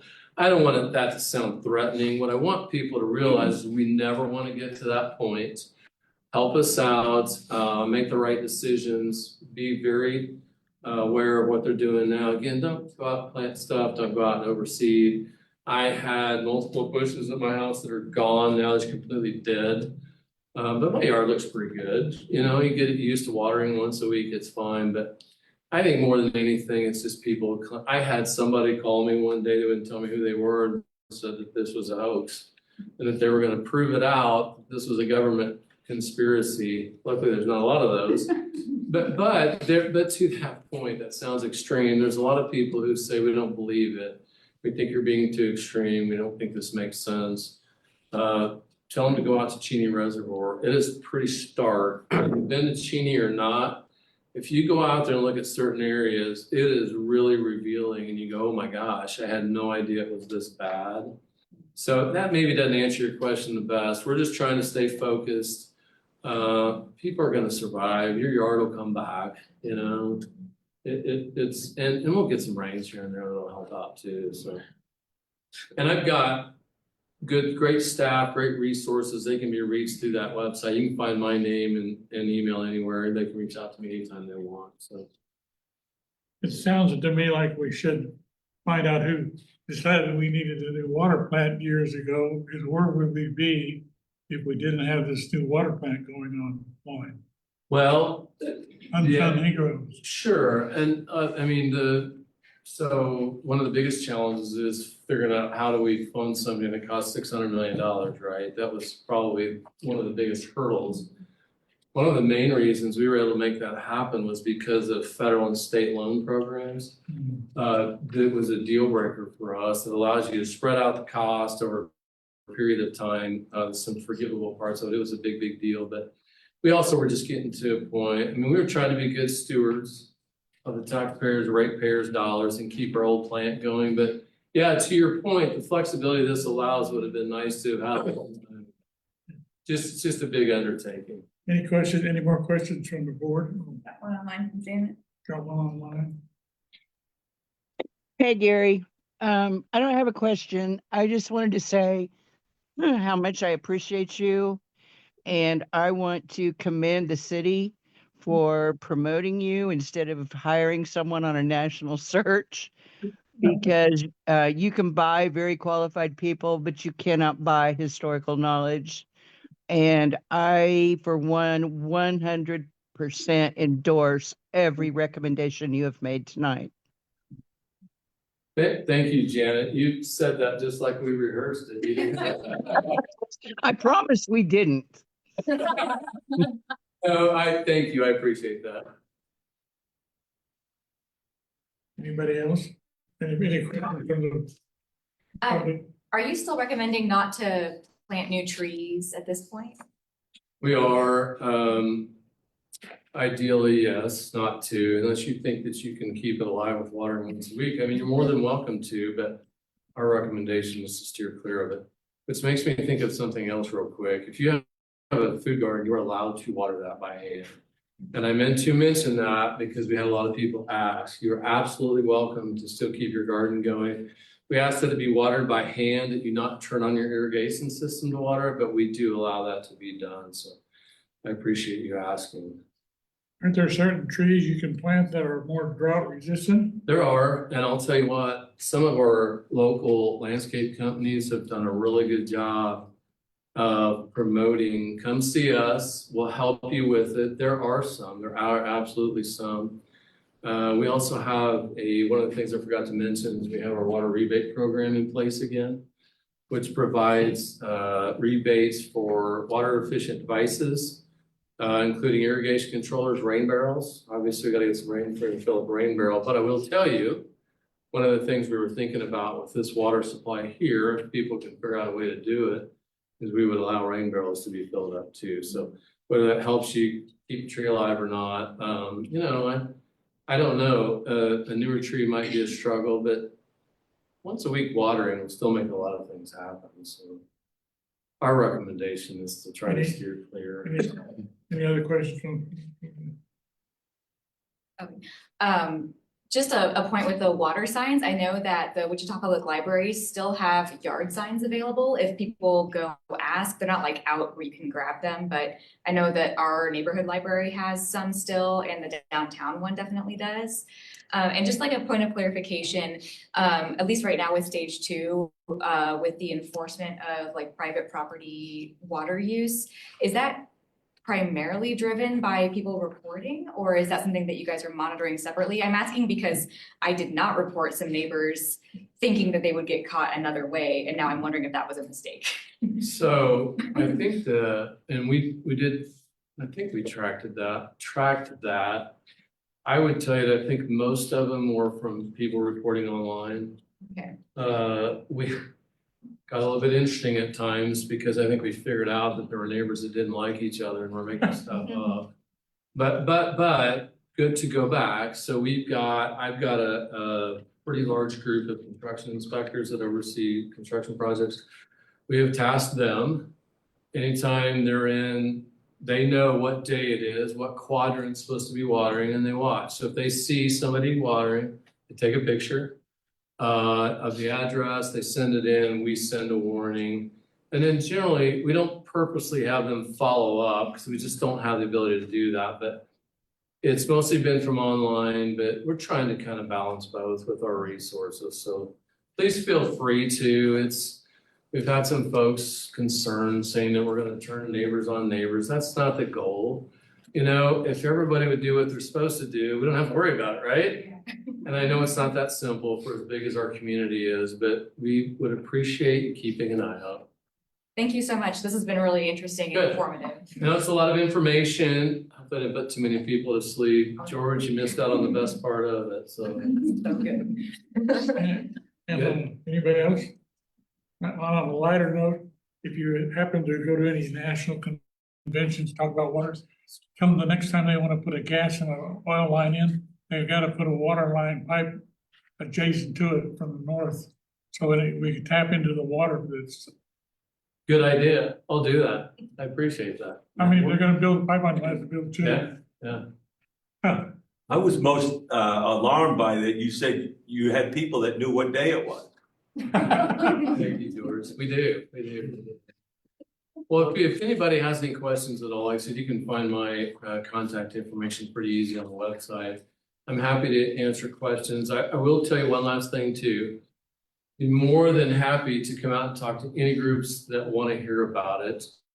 I've got other staff that does the same. The best thing for us is to really keep this out there and make sure people are aware. I've already heard from some people that for whatever reason think that we're not under drought restrictions and they're ready to start watering this spring, but I wish it wasn't that way, but we gotta keep doing this.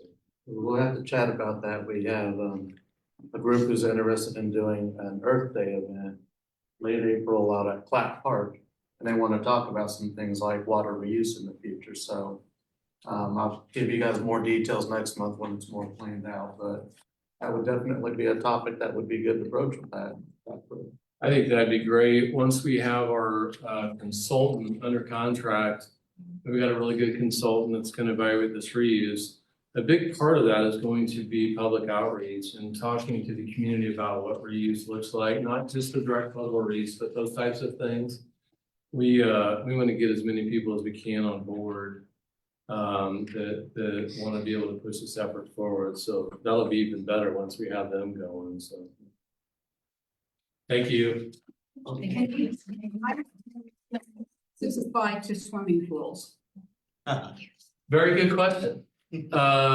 So if you're talking about somebody's backyard swimming pool, we have not fully perfected that answer. Our hope is that they try to fill it up. If they're gonna use potable water, that they do that on their allowed day. Because otherwise, it's kind of hard for us to keep on top of that. And what we do is if we get a warning about watering and then another complaint, we'll go out and get an updated meter reading. But if somebody was filling their pool, it could throw that off. We've had a lot of people contact us. We've been trying to be flexible, right? People don't want to use their pool and we don't want to tell them to. So I think we can work with that. No one's going to complain that they saw an irrigation system going on if a pool is being filled. So far to get to the point, we haven't said no. Gary's one of the hardest working guys in the city. You can tell because he comes in at 6:30 drinking coffee still. That's how I keep going through the day. That's the only reason I do that. So. Well, we appreciate you coming out, Gary. Thank you. Thank you. Well, we're on to the public agenda. There was nothing scheduled, so we just breezed right through that. We go off agenda, so if there's anybody here to talk about something that is not on, or essentially these last two zoning cases, now is the time that they would be And allowed. remember, you only have 5 minutes and then we try and cut you off. So does anybody have something they want to speak to? Anybody from the board want to get up and talk? Are we going to go over the car lot? Yeah, that's Oh, next, oh, okay. that's next on the agenda. Okay. So we're on the whole business. Yeah, we're on to old business. So that would be the metropolitan area. Ah, Sorry, I was a little stiff getting up. you're not drinking enough water. It's conserving. Hi, good evening, everyone. I'm Christina Reed with the Planning Department. Happy to be here. So the first planning case that we're going to talk about today is the Covers Con 2501. The applicant is requesting a conditional use to allow vehicle and equipment sales outdoor. The property is zoned limited commercial, and it's a little bit under 1/3 of an acre in size, located on the corner of Mount Vernon and South Grove, so 2320 East Mount Vernon. This property has actually most recently been used as a vehicle sales establishment. We don't have the exact answer for this, but it's possible that it was either non-conforming or illegal in the previous use. Now the new owners are taking over and they're looking to be in compliance for that. They do have to adhere to some supplementary use regulations. that have to do with like lighting and paving and where the cars are displayed. So they have to adhere to those in order to remain in business. So I know that we talked about landscaping earlier with Gary Vanson's presentation. There's a section in this report that talks about landscaping. So we are working with the Metropolitan Area Building and Construction Department and not requiring folks to plant any trees until the drought is over. But we want to put this in here just so they know for the future, once those drought restrictions are lifted, what the process is. So the site plan that they submitted, I got some news this afternoon. It's slightly different than, so if we just want to show here.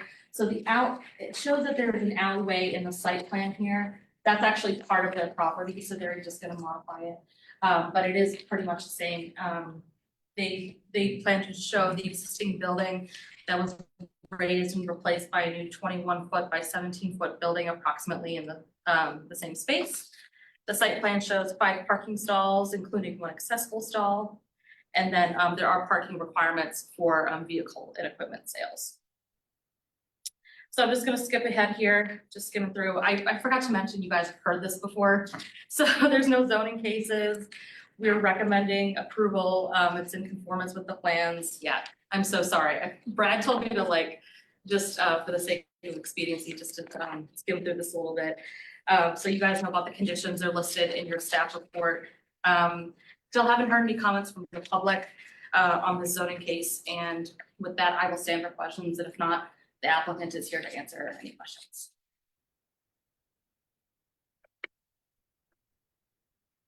On one of the pages, it says something about 540 square foot. Is that the building?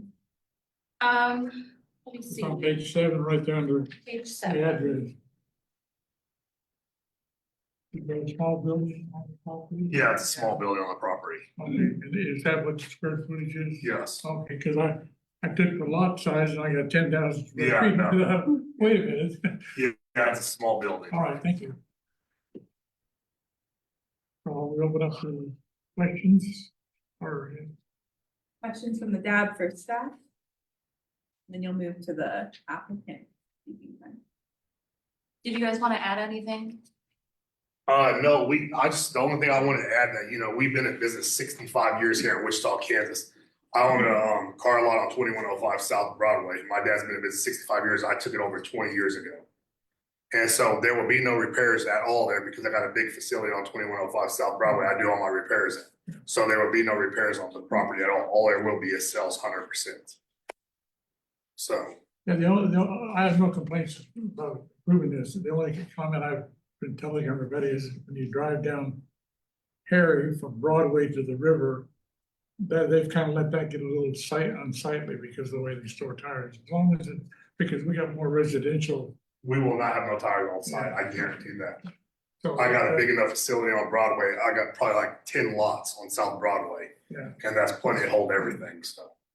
Because we got a lot of residential around there. Yes. I appreciate you. And I grew up in the area, 1742 South Wish. I own a house there. My disabled dad lives over there. That's the main reason why I want to build this over there, so he can walk to it, and have something while he's retired too. Oh, okay. And that's the main reason why I'm doing that, so.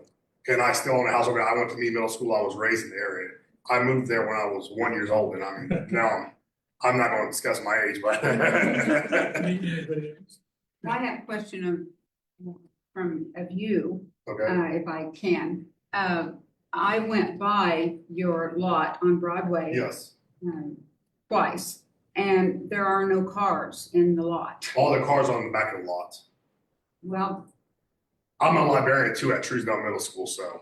okay, well, on Broadway, and I wasn't even sure that I was at the correct address, so I asked somebody across the street, and they said that that was your place. Yes, it is. And they said that you don't normally have a lot of cars on the lot. Yeah. So that's my question.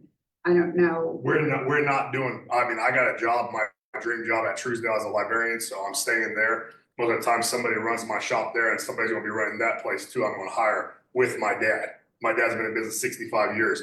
We used to do 40 cars a month and I scaled back when I got the job at Truesdale. So right now I do about 10 cars a month and that's all I did.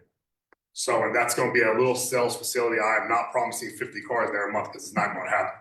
It's gonna be 4 or 5 cars a month, and that's all I'm looking for. And you're not doing any, Repair. any repair work? There will be no repair Nothing shop like in the that? facility.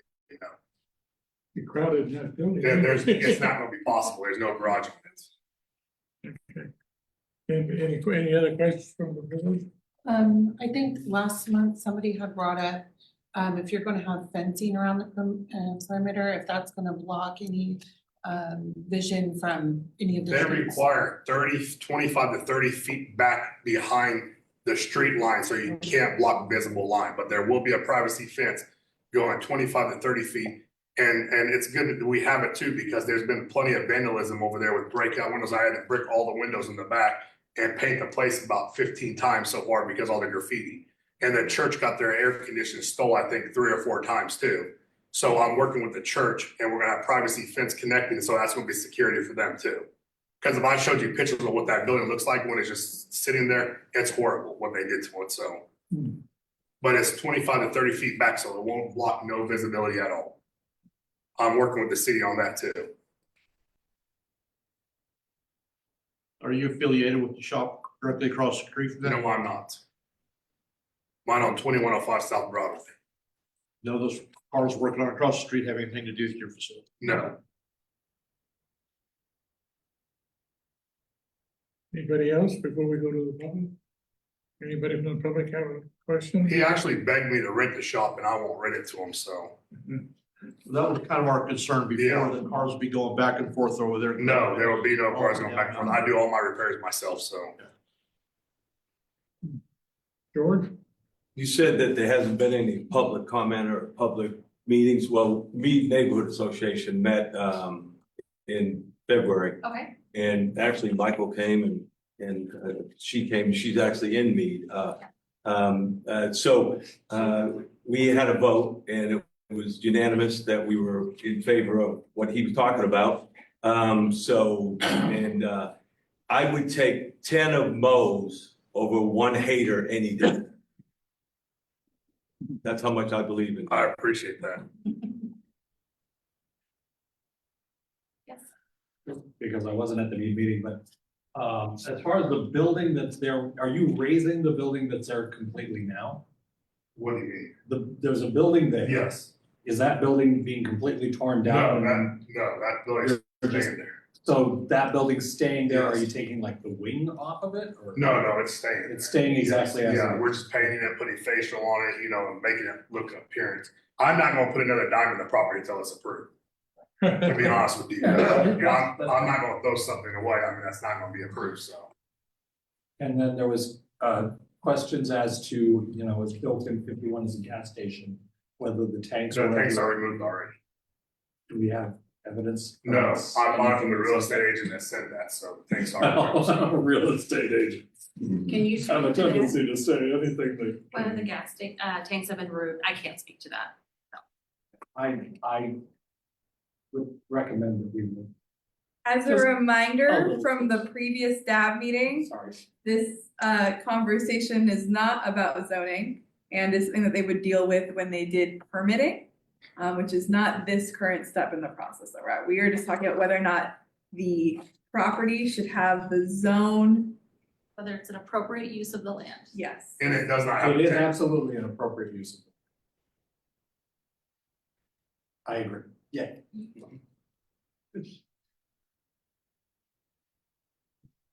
So what do you need from me? Back to you guys Back for to the discussion. Back to the board, Yeah, okay, for a vote? discussion and vote if. anybody Any wants to more make- discussion from the board? Does anybody want to make a motion to recommend? A motion to approve it being that a place across the street has no affiliation with it. That was my big concern. Okay, second, I'll second. all right, we have a motion on the floor, all those in favor say aye. Aye. Any Oppose. opposed? Looks like it's one opposed and Okay, so it's a Vote 6-1 counted. vote. motion carried.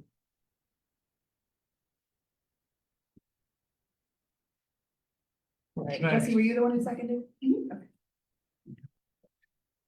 I guess we're on to the. We on to the next, Yes. Okay. All right, Good luck. this is con 2513. They are also requesting vehicle and equipment sales. It's also zoned limited commercial. This is at 3150 South Hillside, just north of East 31st Street South. There is a building there. It was assessed as fire damage in the property records. It was previously used as a car wash. As I mentioned in the previous report, they're subject to supplementary use regulations. So for example, it has to be on a major street, so South Hillside is classified as a major street. The site already features concrete paving, that's one of the regulations. And then they have to comply with lighting, they can't do string types. For signs, they can't do streamers, banners, pinwheels, commercial flags, buntings, or similar devices. And then no elevated platforms as well for this zoning. For the site plan, the applicant shall have 9 parking spaces dedicated to customers and employees. As I mentioned, that there are off-street parking requirements for vehicles and equipment sales. It used to be a quick trip. I can't speak to that. I know that it used to be a car wash at one point. I don't. Oh, well, that's north of where the quick trip was. Talking about the burned up car wash? Yes, yes. So,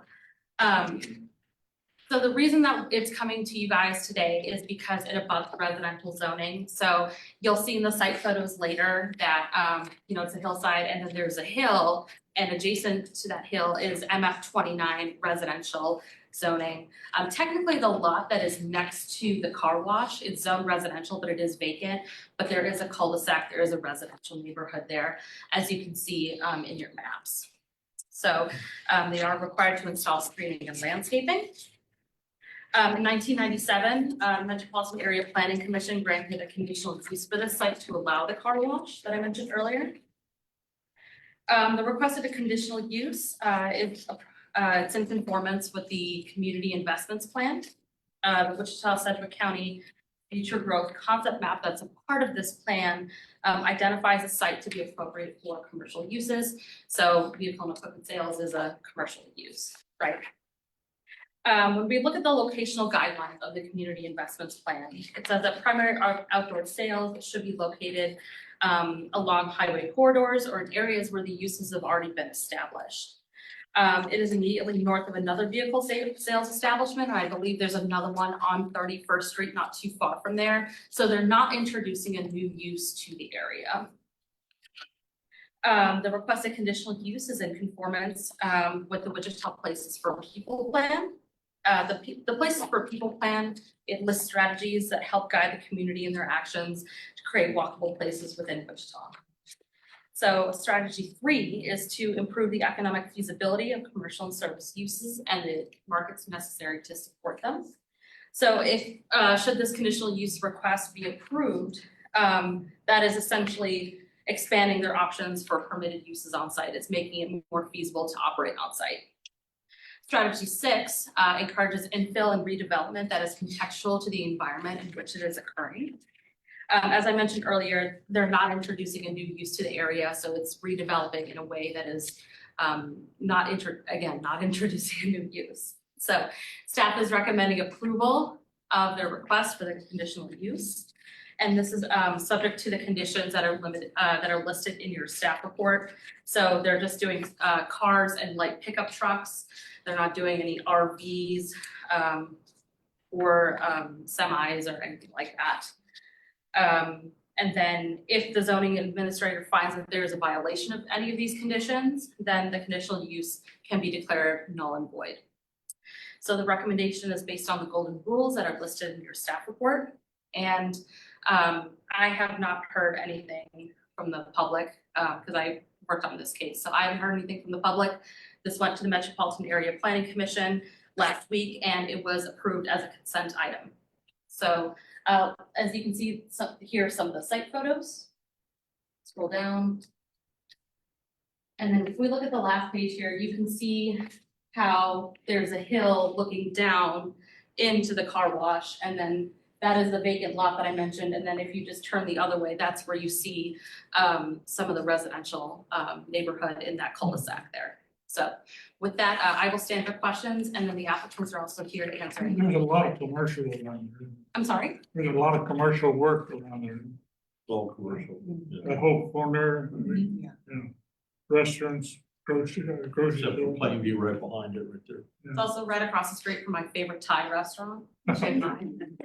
Are there any questions from the board? Any questions from the public? Wow, Agent applicant get a speaking time as well. So, Would you like to add anything? okay. So we need a motion to Yeah, approve. back to Anybody you for want- discussion and motion.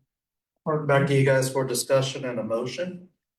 That's just what I was getting ready to ask. Do you want to do it? No, sir. I need a motion, we need a motion to approve. It's been there a long time. Are you making a motion? I was kind of wondering how come it hadn't already been demoed. The building's been looking shabby for a long time, all burned up. Well, there was somebody living in there at the one time too, if I'm not mistaken, when I drive by. So they Yes, had a there tarp. was. Yes, some homeless people. Anybody want to make a motion? I would move to approve. Okay, second. I'll second. All right, we have a motion. All those in favor say aye. Aye. Thank you. Opposed? None at this time. Motion carried. Thank you, guys. And give a hand to our planners. They don't get here in my. They didn't come in the meeting. We can keep our city employee down to a short speech. We'll get out of here by 8:30. I will do my best. No. I will do my best. How's Henry? Oh, he's a terror. He's a go-getter. He's 93 percentile his length, 97 percentile his weight. So, he's gonna be a big kid and he's already challenged me for supremacy of the house, so. First off, let me apologize. The day I have a ton of people here, the day we go 2 hours or so, I forgot to bring the cookies. I'll make sure to do something special next time. Pizza would be nice. Pizza party, only if you're employees, right? My employee appreciation. Just a couple of updates here. We did do a groundbreaking on a firefighter storage facility, not too far from Plainview, actually. Just on the east side of it there, off of George Washington Boulevard. So it's kind of behind the dollar store there. This is pretty close by to where the fire training center is. So it makes sense to be able to have a center there. It's gonna be a good thing for our district. I believe they also are gonna have a community room that future DABs can, if they want to, venture out there every once in a while, or local community members can also go and hold meetings. So it's a pretty neat deal. We needed somewhere to build this facility. This land was actually donated to us about 2 years ago. So it's a pretty good use for this land over there. So if you see any construction going on over there, that's what that is. Chief Bowen was talking earlier about firefighter screening. That's something we're working with the state with right now. It would offer free testing for firefighters. You know, one of the big challenges though is kind of convincing the firefighters to go through there. But this is modeled off of something that they've done in Oklahoma. Councilmember Tuttle has been real big. She's been actually spearheading this charge.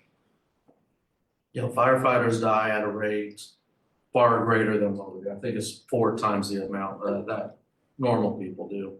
And even their children, it's like 25% more likely because of everything the firefighters carry home on their clothes and everything. So it's a big deal that we catch this ahead of time with our firefighters.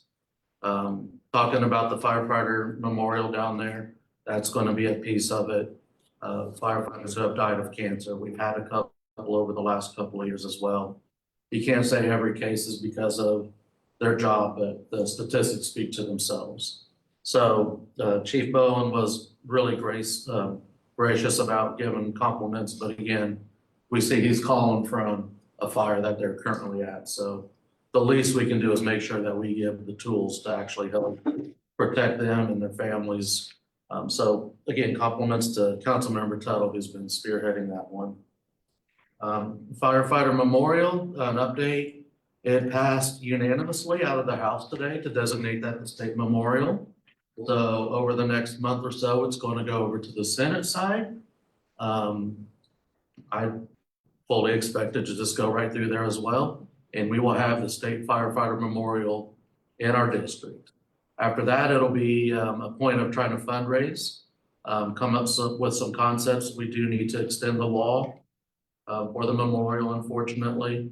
We're also looking to do improvements around the park, firefighter themed equipment, maybe a firefighter themed splash pad, fencing it off, and doing some improvements to the museum as well. So Are you just gonna enhance the area that you got set aside right now, or? yeah, it'll be Lincoln Park. Lincoln Park. So Lincoln Park, it's open right now. Again, we're gonna close it off a little bit, kind of help protect the investment that we have.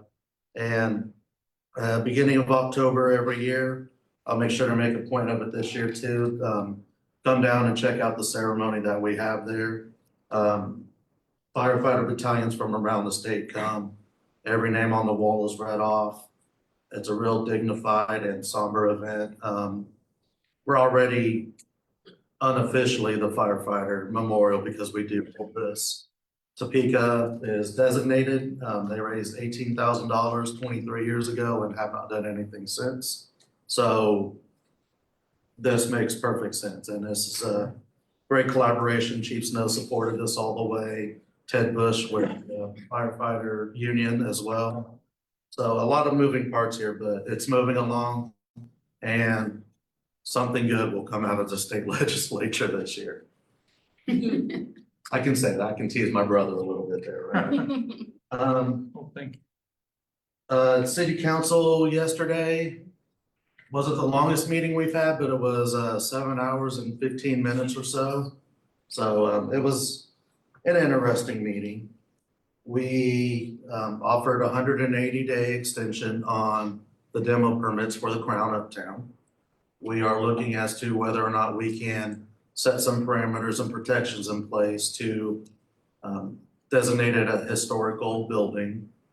I'm fully behind this. I support it 100% because I can't get too deep into the details, nor do I want to get into spats, but this is definitely a building that I think speaks to the character and the history of Wichita, and I feel like it's definitely worth looking into protecting as best as we can. So at the end of this 180-day process, this is just stating the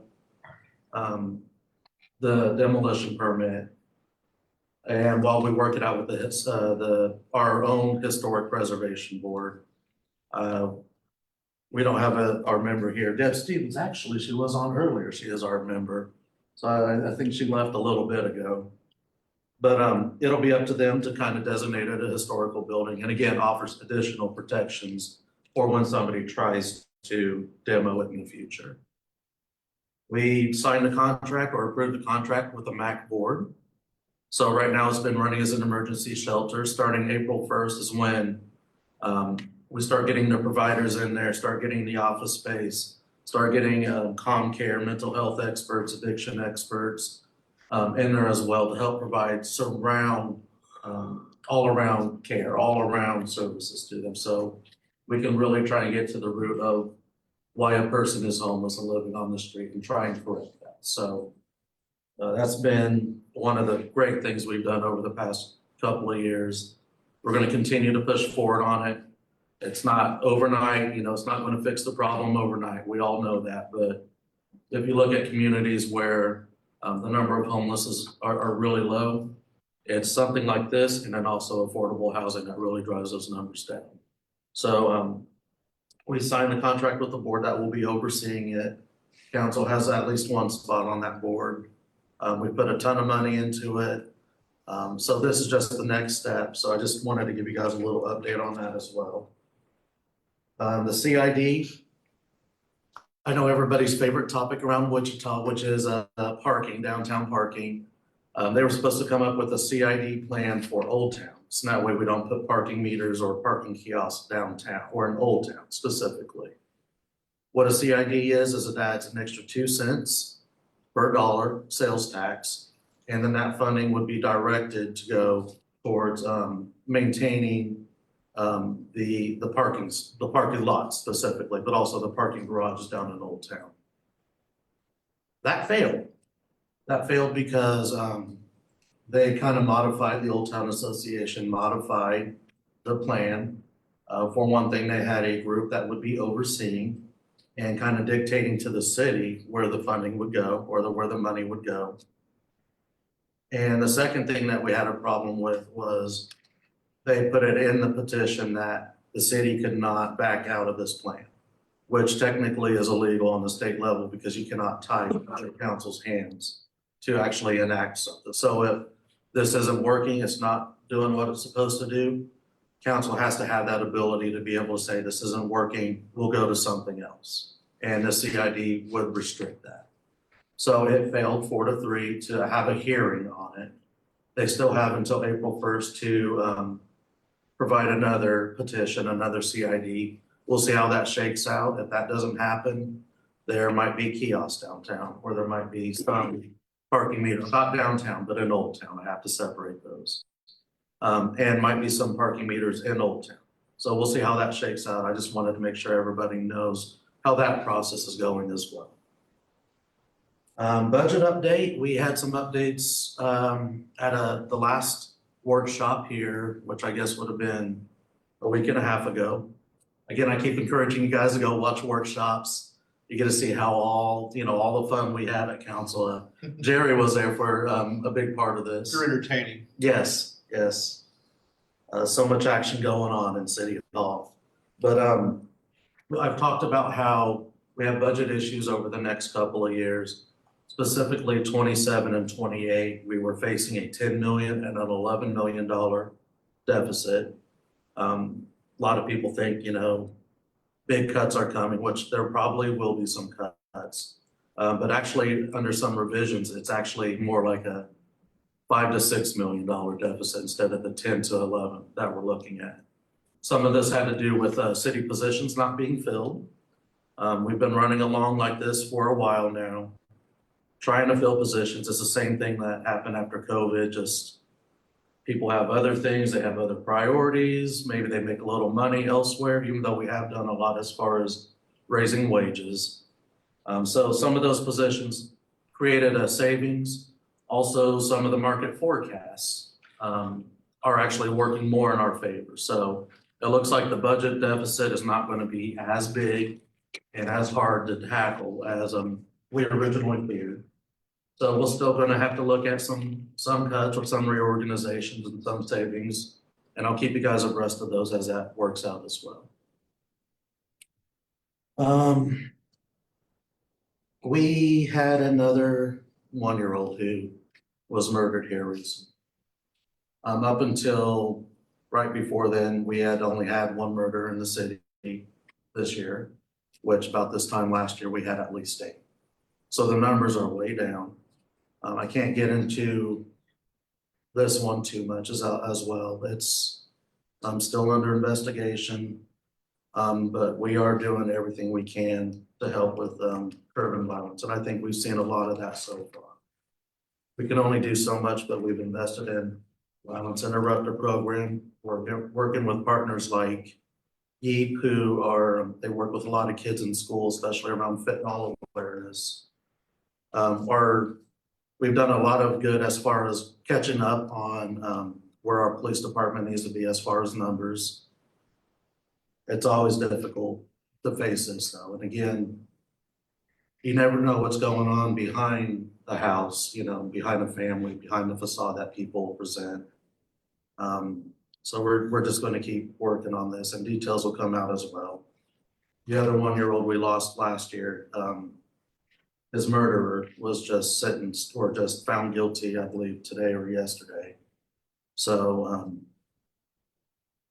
always treat people with respect. Try and reach out and do good in our community. That's really the main thing that we can do, is improve our own society, improve our own neighborhoods, improve our own families, and make sure that people out there know that they are loved, know that they are cherished, and we continue to try and make a great community here. That's the best thing that each of us can do right now to help fight a lot of what is going on. So the last thing real quick, DAB reappointment is next month. So I had a couple of you reach out to me please reach out to us, let us know if you're still wanting to serve. There will be some new people here because of vacancies we've already had over the last couple of months. I believe Janet is stepping aside. So I did want to I like to gush over you guys as much as I can when I know that you're stepping aside. Janet worked at City Hall for a long time. And when I first got on council, she was the mayor's assistant. Kind of going along until she reached her retirement, 2 years ago, Janet? So, who knew, something like that. Just a major help. She's been a former CSR for our district. She knows everybody in and out. She was just such a great help to me the first couple of months that I was on council. And she's been great for our district for not only the last couple of years, but the last couple of decades. And I'm really gonna miss you, Janet. I'm gonna miss all the spunk that you bring to everything. So please do not be a stranger. Please come back around. I promise you I'll bring cookies the next time you show up. Okay. Well, if I don't have to go through significant treatment, I'll definitely come to some meetings. All right, we wish you well with everything that you do. Thank you. So with that, if there are any questions or comments, I know it was only 7 or 8. When's the next breakfast? The next breakfast is April. Yeah, so we got one more meeting before that one. Okay. Yeah. Nothing. Everybody's just wanting to get home and get to bed. All right. Well, I appreciate you all again. Kiss and hug your loved ones. You never know what life brings us. Try and treat each other with dignity and respect the best that we can. And let's, without getting too religious or philosophical, let's try and make this God's kingdom here on earth, right here in our city. Doing the best that we can, just treating everybody with kindness. Everybody see that sunset this evening? That sun was that big around going down. Yeah. Beautiful. Made you stop and think. I was too busy with the glare. Just- It's that time of the year. You only get trouble seeing too. Yeah. All right, well, I hope to see you guys next month. Everybody.